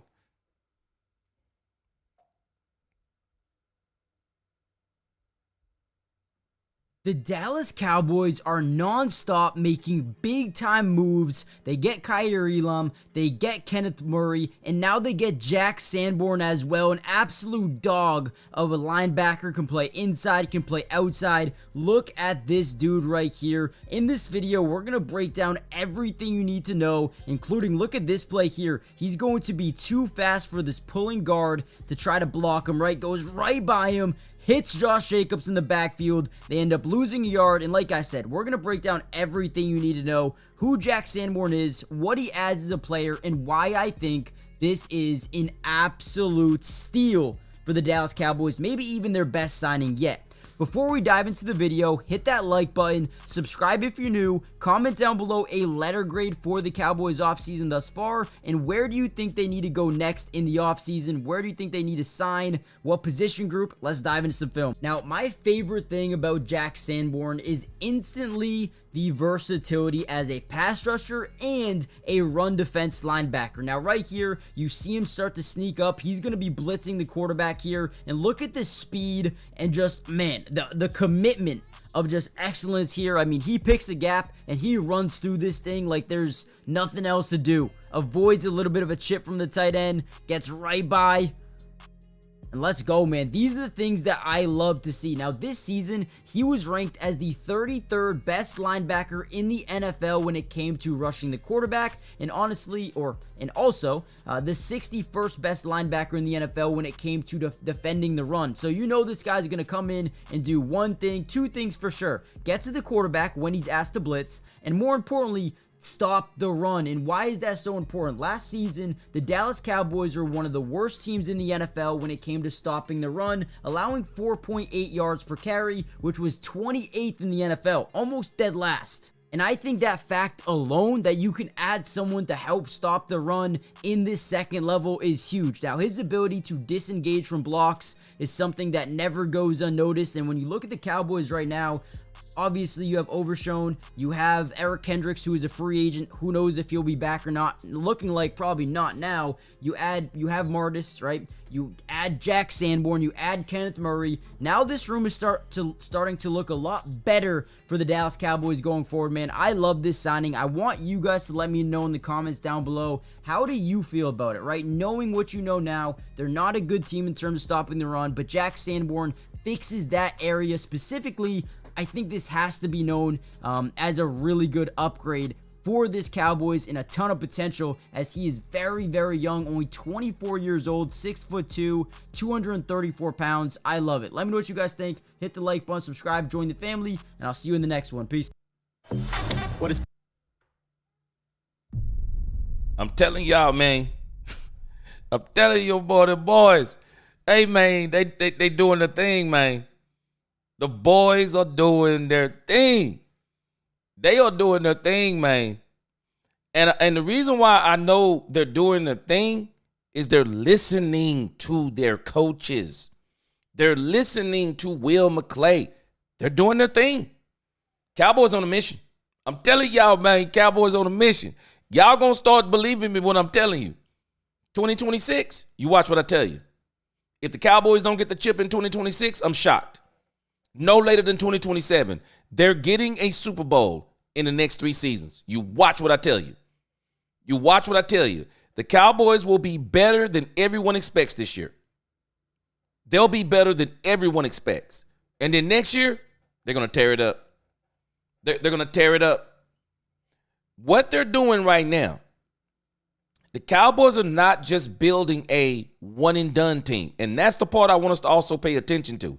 They're not trying to just build a team to say, this is it. We're going all in this year. No. They're preparing us for the evolution of this team. Dak Prescott gets a Super Bowl before he gets out the door. You watch what I tell you. If you look at what happened when Brian Schottenheimer went to the Seahawks, the first year, Wilson was good. The second year, he was better. The third year, elite. That's what got him the Denver Broncos contract. That's what got him the Denver Broncos contract. They went bananas. And Dak Prescott is better than Russell Wilson was when Schotty got to him. I believe 100%. When Brian Schottenheimer said Dak Prescott is going to play elite quarterback, Brian Schottenheimer, a lot of folk do not understand this part of the game. It's psychological. I'm telling us, your quarterback plays different when his defense is elite. He plays different. Your quarterback plays different with an elite defense. He does. I can play a lot more loose, and I don't have my mind occupied on dumb things if my defense is elite. My mind is not occupied on, man, if we don't score on this drive right here, the game is over. I don't think like that. I don't think if we don't get this 4th and 1, the game is over. I don't think, man, I threw an interception, I threw the game away. I don't think like that no more. I don't think like I can't go deep and take a chance going deep down the sideline to Ted McMillan if he's there or Emeka Ibuka. I can't take the chance because if I take the chance and we get an interception and then everybody's going to blame it on me that we lost the game, I don't think like that no more. I don't think like that. Nope. I think now I got my boys with me and we coming to stomp you in the ground. We're going to stop you on defense. We're going to run over you with this offensive line. We're going to run over you with this running back. And then I'm going to get you with this play action. I'm going to get you deep down the field, and we're going to destroy you today. Your quarterback plays different. And the part that we don't understand is why do sometimes quarterbacks, we talk about Jalen Hurts. We talk about some of these quarterbacks like Patrick Mahomes. We talk about why do they play? And let's not say Patrick Mahomes is applied to Jalen Hurts. We're not trying to go there. But I'm just saying, even Troy Aikman, understand Troy Aikman's mindset in 92 versus his rookie season versus his sophomore campaign. Understand Troy Aikman's mindset when he starts to understand what Jimmy is doing, when he understands what the philosophy is of the team. When Troy Aikman starts to understand those things, the mind clicks. Oh, I play different now. I play different when you go get me Charles Haley. Oh, yeah, you know I'm playing different. I'm playing different when you go get me Deion Sanders. Man, I'm playing different when Ken Norton Jr. is on my team. I'm playing different when Darren Woodson is a safety on my team. Man, I'm playing different. You better believe I'm playing different. Because we can do some things now because I'm about to let the cat out of the bag that some folks already know. Our defense has been a liability. Our defense has been a liability. Even in the 19-12 game against the San Francisco 49ers, our defense has been a liability. because it still has not been good enough to where that defense in the playoffs shows up and makes big plays. And I'm not talking about just a stop. I'm talking about a game-changing play like DeMarion Overshown made, and it wasn't a playoff game, but DeMarion Overshown made against the New York Giants. Those are the types of plays that Lawrence Taylor used to make that swings games. We haven't had that happening in the playoffs. We get behind by 10 points and we're done. Check out. Defense check out. And then Dak Prescott doesn't check out. Dak Prescott keeps trying to play, and everybody's saying it's garbage time. It's not garbage time. There's so much time on the clock. Dak said it this season before he got hurt. I try to tell guys, forget about the last play. Keep playing, because if you keep playing, you never know what can happen. We don't keep playing. Dak keeps playing. The rest of the team, especially on defense, they don't keep playing because they don't believe that once we get down, the defense never believed we could come back. And then Dak is scoring points, and then we get right there and go, oh, maybe there is a chance. No, we should have been saying it was a chance even when we got down to by 13 points. Even when we got down by 14 points. Somebody should have chin-checked the defense and said, doggone it, make a stop. We didn't stop the Green Bay Packers one time in that 2023 playoff game. I bet you that won't happen now. I promise you with Matt Eberflus, this ain't going to happen no more. I promise you with Brian Schottenheimer, this is not going to happen again to where we can't run the ball and we can't stop the run. It's not happening under Matt Eberflus's watch. We're not going to have to worry about Dak Prescott in situational football. The Dallas Cowboys doing dumb things in situational football time. It's 3rd and 3. It's 3rd and 2. And we got long seam routes going down the field. Nobody underneath. We're running 7-yard slants. We're running comeback routes on 3rd and 3? You telling me we're not even potent enough that we can get a running back to say, hey, get us 2. We're going for it on 4th and 1? Y'all do not understand, and some of y'all do. This team, man, I'm telling you, you think different. You think different when you have a defense. You think different. Your defense even thinks different. Your defense, when your defense is elite, your defense will tell you stuff like, hey, just score 17. We got the rest. If you just get us 20 today, we got the rest.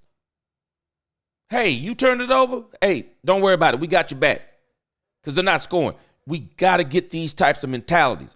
And I'm telling you, D-Law was one of those mentalities. And I love D-Law. But D-Law was telling us about some of the mentality of this team.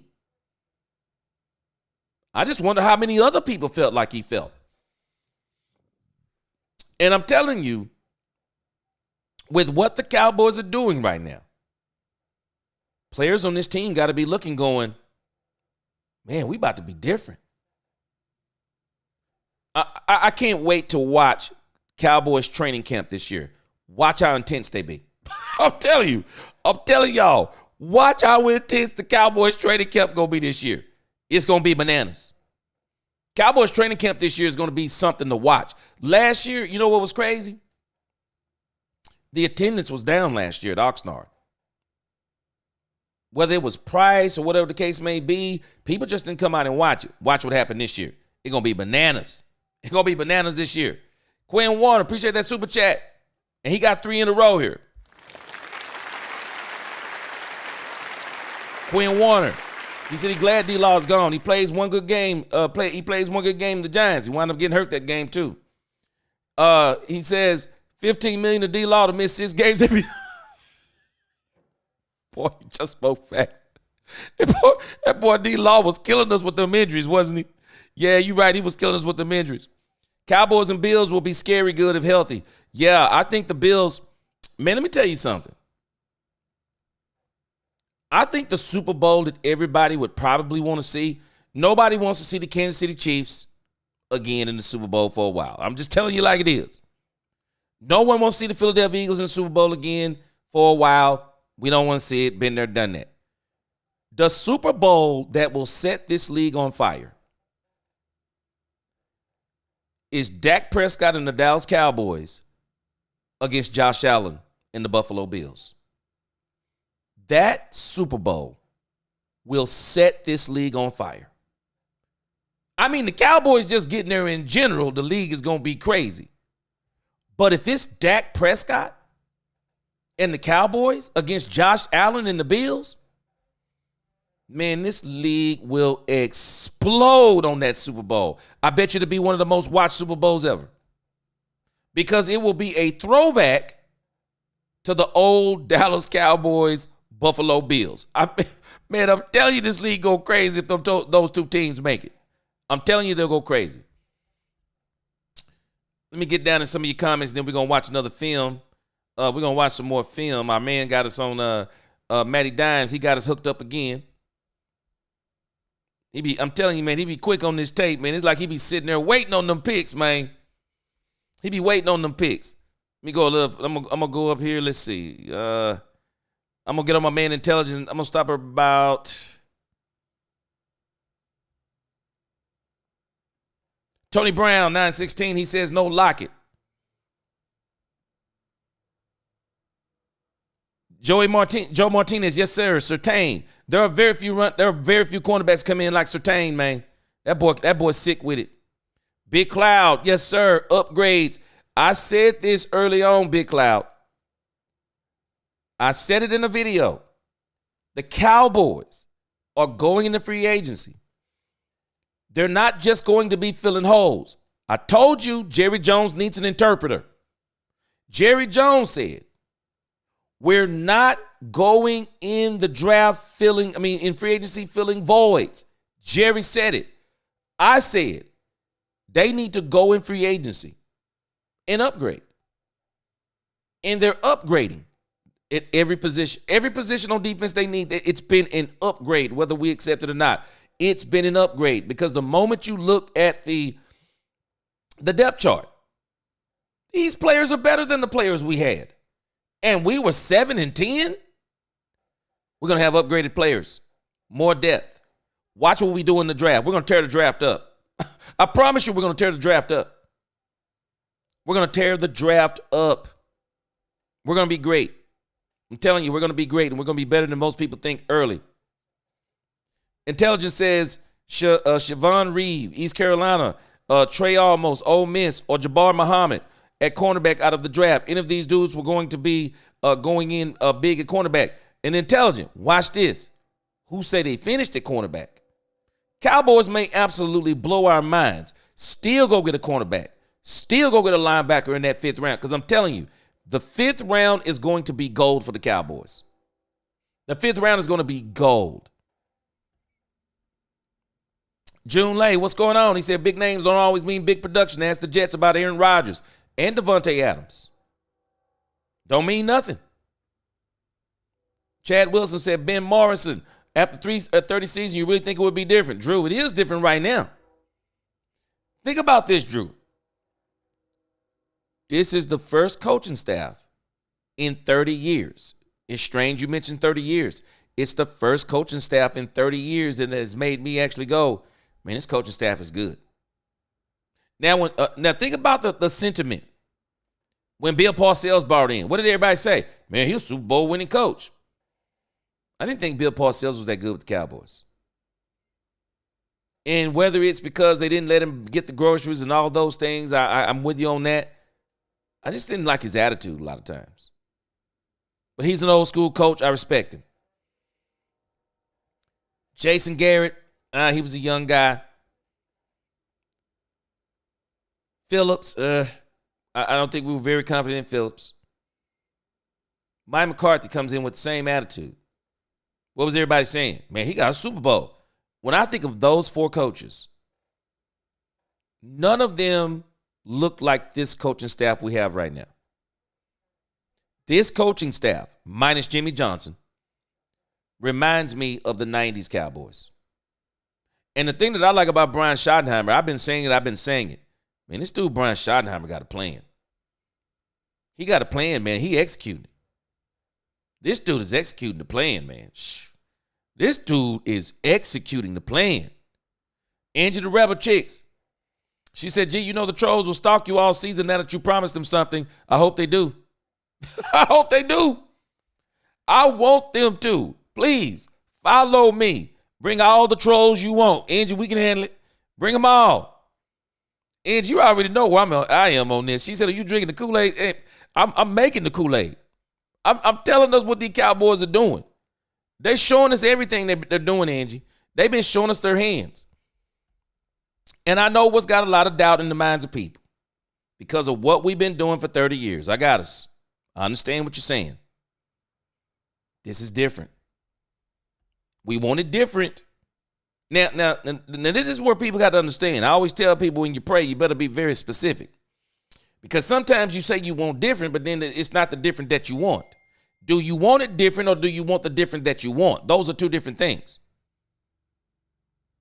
If you want things to be different, they're different. Now, if your different was us going on day 1 and 2 of the draft, of free agency, I'm sorry. If you want that day 1, day 2 stuff, I already told you, temper your expectations. Now, the Cowboys did try to do something on day 1. It has now come to my understanding there were actually 3 players the Cowboys were trying to get in on. They missed out on all 3. But I don't blame the Cowboys. I made an analogy about school clothes. I'm going to make it again. You don't get a $500 budget for school clothes and a pair of Air Jordan tennis shoes. I mean, do you not realize what you've done to yourself? You could have got you 2 pair of shoes for $100 and still had $400 to buy clothes. You blow your whole budget on a pair of Air Jordan tennis shoes and a Gucci belt? Well, you wearing last year clothes and Air Jordans because in a Gucci belt because you will not have anything new. And people going to see you in them old raggedy clothes talking about, man, your shoes look good and your belt is dope, but the rest of your outfit trash. I'm just telling you. You got to look at it in the right way. And the Cowboys basically told us we're going to get value. I said they were going to try to get high-value players. That's what they're doing. They basically said we were not blowing everything on one player. And I don't blame the Cowboys for not blowing everything on Dre Greenlaw. Why would you do that? Why would you blow everything on Dre Greenlaw? Why would you blow everything on Devontae Adams? Why would the Cowboys be making dumb moves like that? Because we would be saying, man, the Cowboys got Devontae Adams. And then you know what we'd be saying on the back end? They didn't do nothing on defense.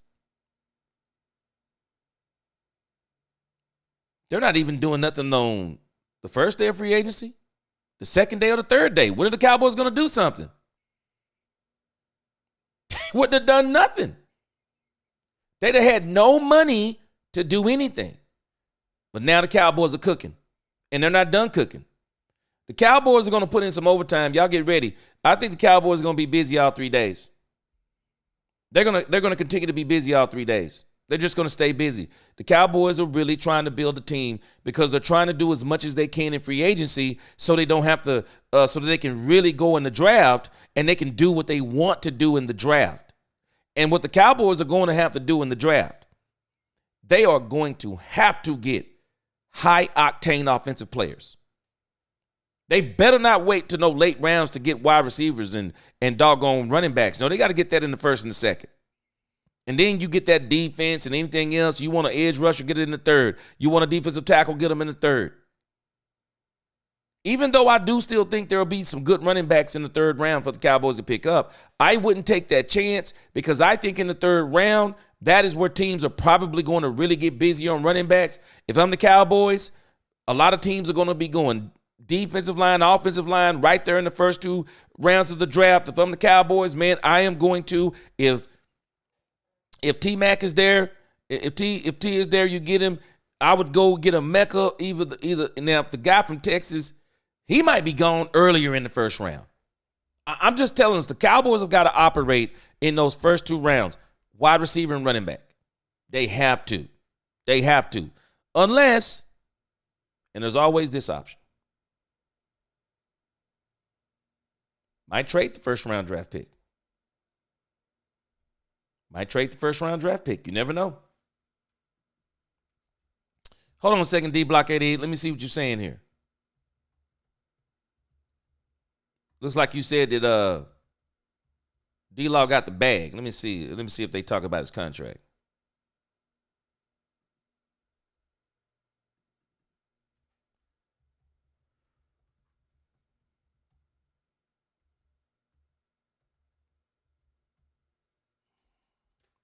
Let's see here. This is absolutely bananas. DeMarcus Lawrence. Okay, hold on a second. Now, here we go. Let me show y'all again how to read these contracts. Let me show you how to read these contracts. Hey, D-Block. I don't even understand. You said D-Law, or you asked the question. D-Law got the bag. I don't even understand. I understand, but it's all smoke and mirrors. D-Law signed a $42 million contract, 3-year, $42 million contract with the Seattle Seahawks. One, that's bananas.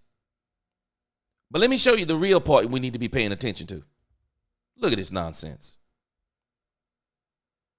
He signed a $42 million deal with $18 million guaranteed.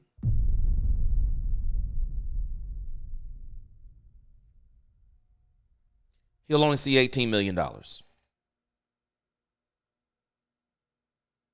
DeMarcus Lawrence is only going to see $18 million. That's all he's getting. Which I believe, and the Cowboys believe, this is still overpay. I wouldn't have paid $6 million per year for DeMarcus Lawrence because that's really what this is going to be. It's $6 million per season. That's all it is. And the other $42 million, watch what I tell you. When you watch the contract breakdown, it's going to be based on roster bonuses. It's going to be based on how many sacks, how many tackles, how many games he plays. Oh, yes. And that is the one. How many games he plays. Because he gutted the Dallas Cowboys. DeMarcus Lawrence healthy was good to great. But DeMarcus Lawrence cheated the Cowboys out of money year after year after year, not playing full seasons. Not playing at times when they really needed him to be on the field. Think about what he got paid from us this past season. This contract is basically a $6 million per year contract, and I'll be shocked if he sees anything more than $18 million. This contract, the Seahawks are basically telling us they're willing to try him out for 2 years. I'll be shocked if he sees year 3, and I bet you year 3 has the biggest part of the $42 million that's possible for him to get. I can't wait to see the contract breakdown. Still too much for me. But I can tell you this. Cowboys wasn't paying him $18 million guaranteed. Now, he had $14 million on the table for the Dallas Cowboys, and I think that was per season. That was basically telling you he didn't want to play for the Cowboys. But, man, this right here is a joke. Now, y'all know where I am on this. D-Law, get your money. I ain't mad about you getting your money. You worth whatever somebody will pay you. But if it was me, Seattle Seahawks overpaid for D-Law. I still think that's too much for a player that is injured as much as he is. It's just way too much. Got a couple of super chats here at the end.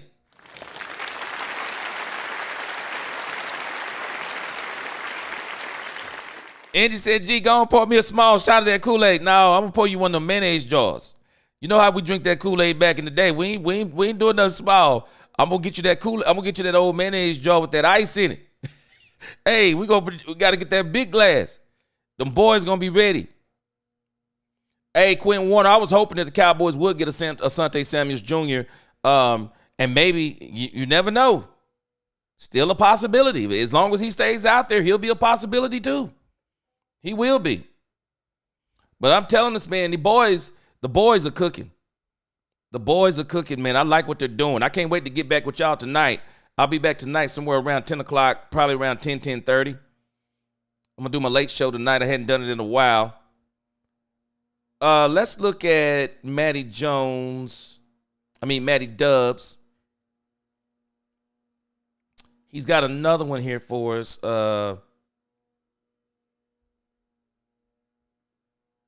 You refresh. He also got the one for the guy from Tennessee, I thought. Let's see.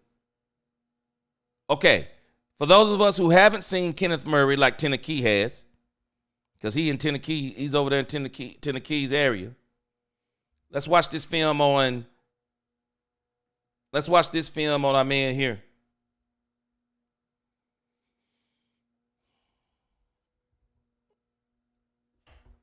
The Dallas Cowboys are making yet again another trade, but this time for a linebacker in Kenneth Murray. Had 71 tackles this year, 4 sacks according to PFF, and also was a really reliable interior linebacker that could blitz the quarterback at times, apply pressure to the quarterback, and he also was pretty good in some other areas like dropping back into coverage. He showed a lot of potential as well. And in this video, what I wanted to do specifically was break down Kenneth Murray, tell you guys exactly who he is, what he adds, and why I think this could potentially be a nice little addition for the Dallas Cowboys. Now, before we dive into the film, do me a favor, hit the like button, comment down below a letter grade for this Cowboys offseason thus far, subscribe to the channel, and let's dive into some film. Now, my favorite thing about Kenneth Murray is his quickness. This dude is a quick linebacker. He can keep up with pretty much anybody, and this right here is what I mean when I say he's a good pass rusher as an interior linebacker, an inside linebacker, right? So he's right here on your screen. He's going to read, react, and attack, not overcommit to the run fake, the play action here. Great job. I love that. Being able to react is very, very important in the NFL. And now watch this. As he wants to blitz the quarterback, he goes underneath, avoids this center's block, right? Goes underneath that left shoulder pad, and then successfully gets a 10-yard sack here on Malik Willis and the Green Bay Packers. Now, when you look at the Dallas Cowboys roster currently, you have guys like DeMarvion and Martis. You add Jack Sanborn, but this is a guy that comes in and adds potential. Obviously, being a high draft pick, this dude coming out of college was an absolute athlete, and that's kind of what they're doing right now, right? They had Kaiir Elam from the Buffalo Bills. He was a first-round pick. Now you add this dude who has got a really high draft grade coming out of college. I like what they're doing, taking shots on players that could ultimately become steals. All right, here's another play showing how quick and versatile he is. We're going to get a toss out to the left. Watch him read, react, and attack once again without overcommitting. Now, a lot of times what linebackers tend to do is attack gaps, and it ends up really biting them back, right? So if he would have attacked this hole, there's no way you're going to keep up with him. So you kind of got to, shuffle, and then attack. Once they, attack that hole, or once they pick a hole to choose, that's when you got to go and make a big time tackle. Now again, does a great job containing the edge here, making sure there's no way for DeAndre Swift to go cutting up the field, man. I mean, I don't think he's going to come in here and be a Pro Bowl type of linebacker, but when you talk about potential, when you talk about a guy that hasn't been amazing throughout his career thus far, but has so much potential as an inside linebacker, this is a guy I'd want on my team. To be honest with you, I mean, probably not giving up too much, and a good cover linebacker, if you're dropping him back into coverage, I'm all about it. Back in 2022, this man was the 19th best pass coverage linebacker in the NFL a couple of years ago. So if they can get that out of him again, that will be absolutely massive. And if you go back to 2021, wasn't great. 2020 was okay. But if they can start getting that pass coverage back up and maybe get him to be a little bit better in run stopping, this dude could be an absolute home run of a steal for this type of draft trade. I mean, I'm down for it. So let me know what you guys think. Hit the like button, subscribe if you're new, join the family, turn on post notifications. He's only 26 years old.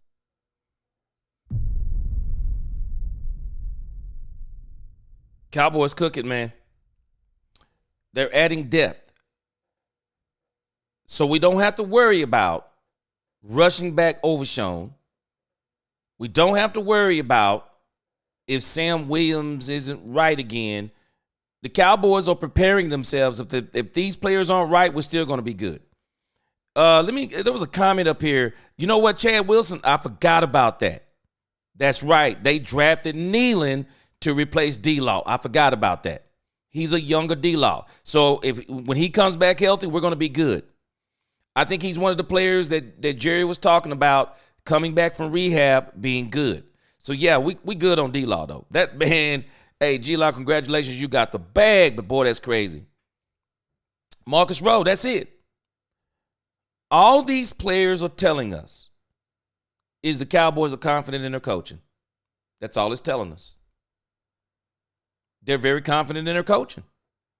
And they're saying, our coaches are saying, we can turn these first-round draft picks back into first-round draft picks. That's it. Deezy said he got the plastic grocery bag. Good luck, D-Law. I enjoyed you in Dallas for sure. Yes, sir. Yes, ma'am, for sure. Yes. He got the plastic grocery bag. And it's funny, $18 million, again, all money ain't good money. I would not take $18 million to go to the Seattle area. I just wouldn't do it. Know what I mean? I knew somebody from there. I just wouldn't do it. You would have to pry my feet to leave Texas, to go to these other places with these different types of living. No, man, no. I got to look at all of that. But again, I don't think he wanted to play for the Cowboys, and I don't think the Cowboys want him to play for them. I don't. KC, you hit it right on the head. He lived in the tub with the Cowboys. Yep. Intelligent. Tyler Booker, right guard. I'm not mad at 12. It's an online guy, Josh Simmons. Those guys are too good, and I won't be upset if they get on that. What about Kelvin Banks Jr.? They're still saying the Cowboys going to get Kelvin Banks Jr. Ricky S., I'm going to delay that till tomorrow because I didn't get on in time. So be ready tomorrow. Robert Simmons, how you like all the signing trades? I love them, Robert. Told you. Cowboys doing defense in this thing, man. Barry said our defense is dead after Zach Martin retirement and DeMarcus Lawrence leaving. Oh, no, we good. Now, I don't know what Zach Martin has to do with defense. Nah, we good. D-Block, man, he was overpaid. Nah. Hey, D-Block, the old Jerry would have overpaid him. The old Jerry would have overpaid him. Yeah, I agree with my girl Angie. She said hit that like. Y'all hit that like on the way out. We're going to be back tonight. Yeah, we definitely coming back tonight. Don't know be the best. What's up, my man? Man, they overpaid him. Now, I'm not mad at D-Law for getting that overpay. They overplayed for that man. Ice Cold, you know where I'm at on this. He got his money. But I'm glad it wasn't with us. I'm glad it wasn't with us. I'm glad it wasn't with us. Man. I'm glad it, man. My man Chanel. What's going on? Hey, Chanel. Hey, I got you on that jug. You can drink right out of the jug, too. I'm going to make extra. Yes, sir, Chanel. Hey, I'm with it. Hey, y'all make sure y'all come back tonight, man. I'll put the notification up. I'm going to be up. I'm probably make the flyer here in the next few minutes. But I will be up tonight. But I'm excited because I'm pretty sure while I'm doing what I'm doing, the Cowboys are going to be busy some more today. I'm telling you, they're going to be busy some more today. Ultra said you draft Ted Henderson and Arroyo, go to Liberty City and call it a night. Yes, sir. Cowboys going to tear it up in the draft. You watch what I tell you. They're going to tear it up in the draft. Angie, out with the old, in with the new. The Cowboys are getting younger. KC said he's just here for the negative Nancy's that was saying same old Cowboys doing the tampering window. Man, I told him it wasn't the same old Cowboys. Told him. Yes, sir. Chanel said running all the way to the finish line. Chanel, I'll be back tonight, man. See if you can dig up some good facts for us to share for us tonight. Ice Cold, I'm just tripping on the fact that Seattle, man, I don't know what's going on with them. You give up Geno Smith. You give up DK Metcalf. But you bring in DeMarcus Lawrence? I don't understand it. It's crazy to me. All right, guys, let me get these last 4 in. Chanel said in our playoff games, our defense gave up 2,600. Woo! Crazy work. You ain't winning like that, Chanel. You're not winning like that. James said he would love a trade for DeVorest Buckner. Today, the Cowboys officially moved on, no doubt. Let's go get it, Cowboys. Yes, sir. Top Gunner, what's up? He said, I'm going to need a shot of it, man. I'm telling you, I'm loving everything we're doing. You can't handle it. He said 2-5 playoff record. When you give up those many yards, you do. Oh, Nisa, that old Mason's jaw. Yes, yes. G is pouring that sweet red cool. Hey, I'm telling you, the Cowboys have been telling us everything they're doing, and they're doing it. They're doing it. They are doing everything they said they were going to do. Y'all remember, Stephen Jones didn't say, we're going to go out and play on day 1 and 2. Stephen Jones said, my goal is to build the best roster in the NFL. Let's not judge it by only free agency. Let's see what we do in the draft. I'll talk to y'all tonight. Appreciate all y'all rocking with me. Till the next time, let's talk Cowboys. We talk facts. Peace.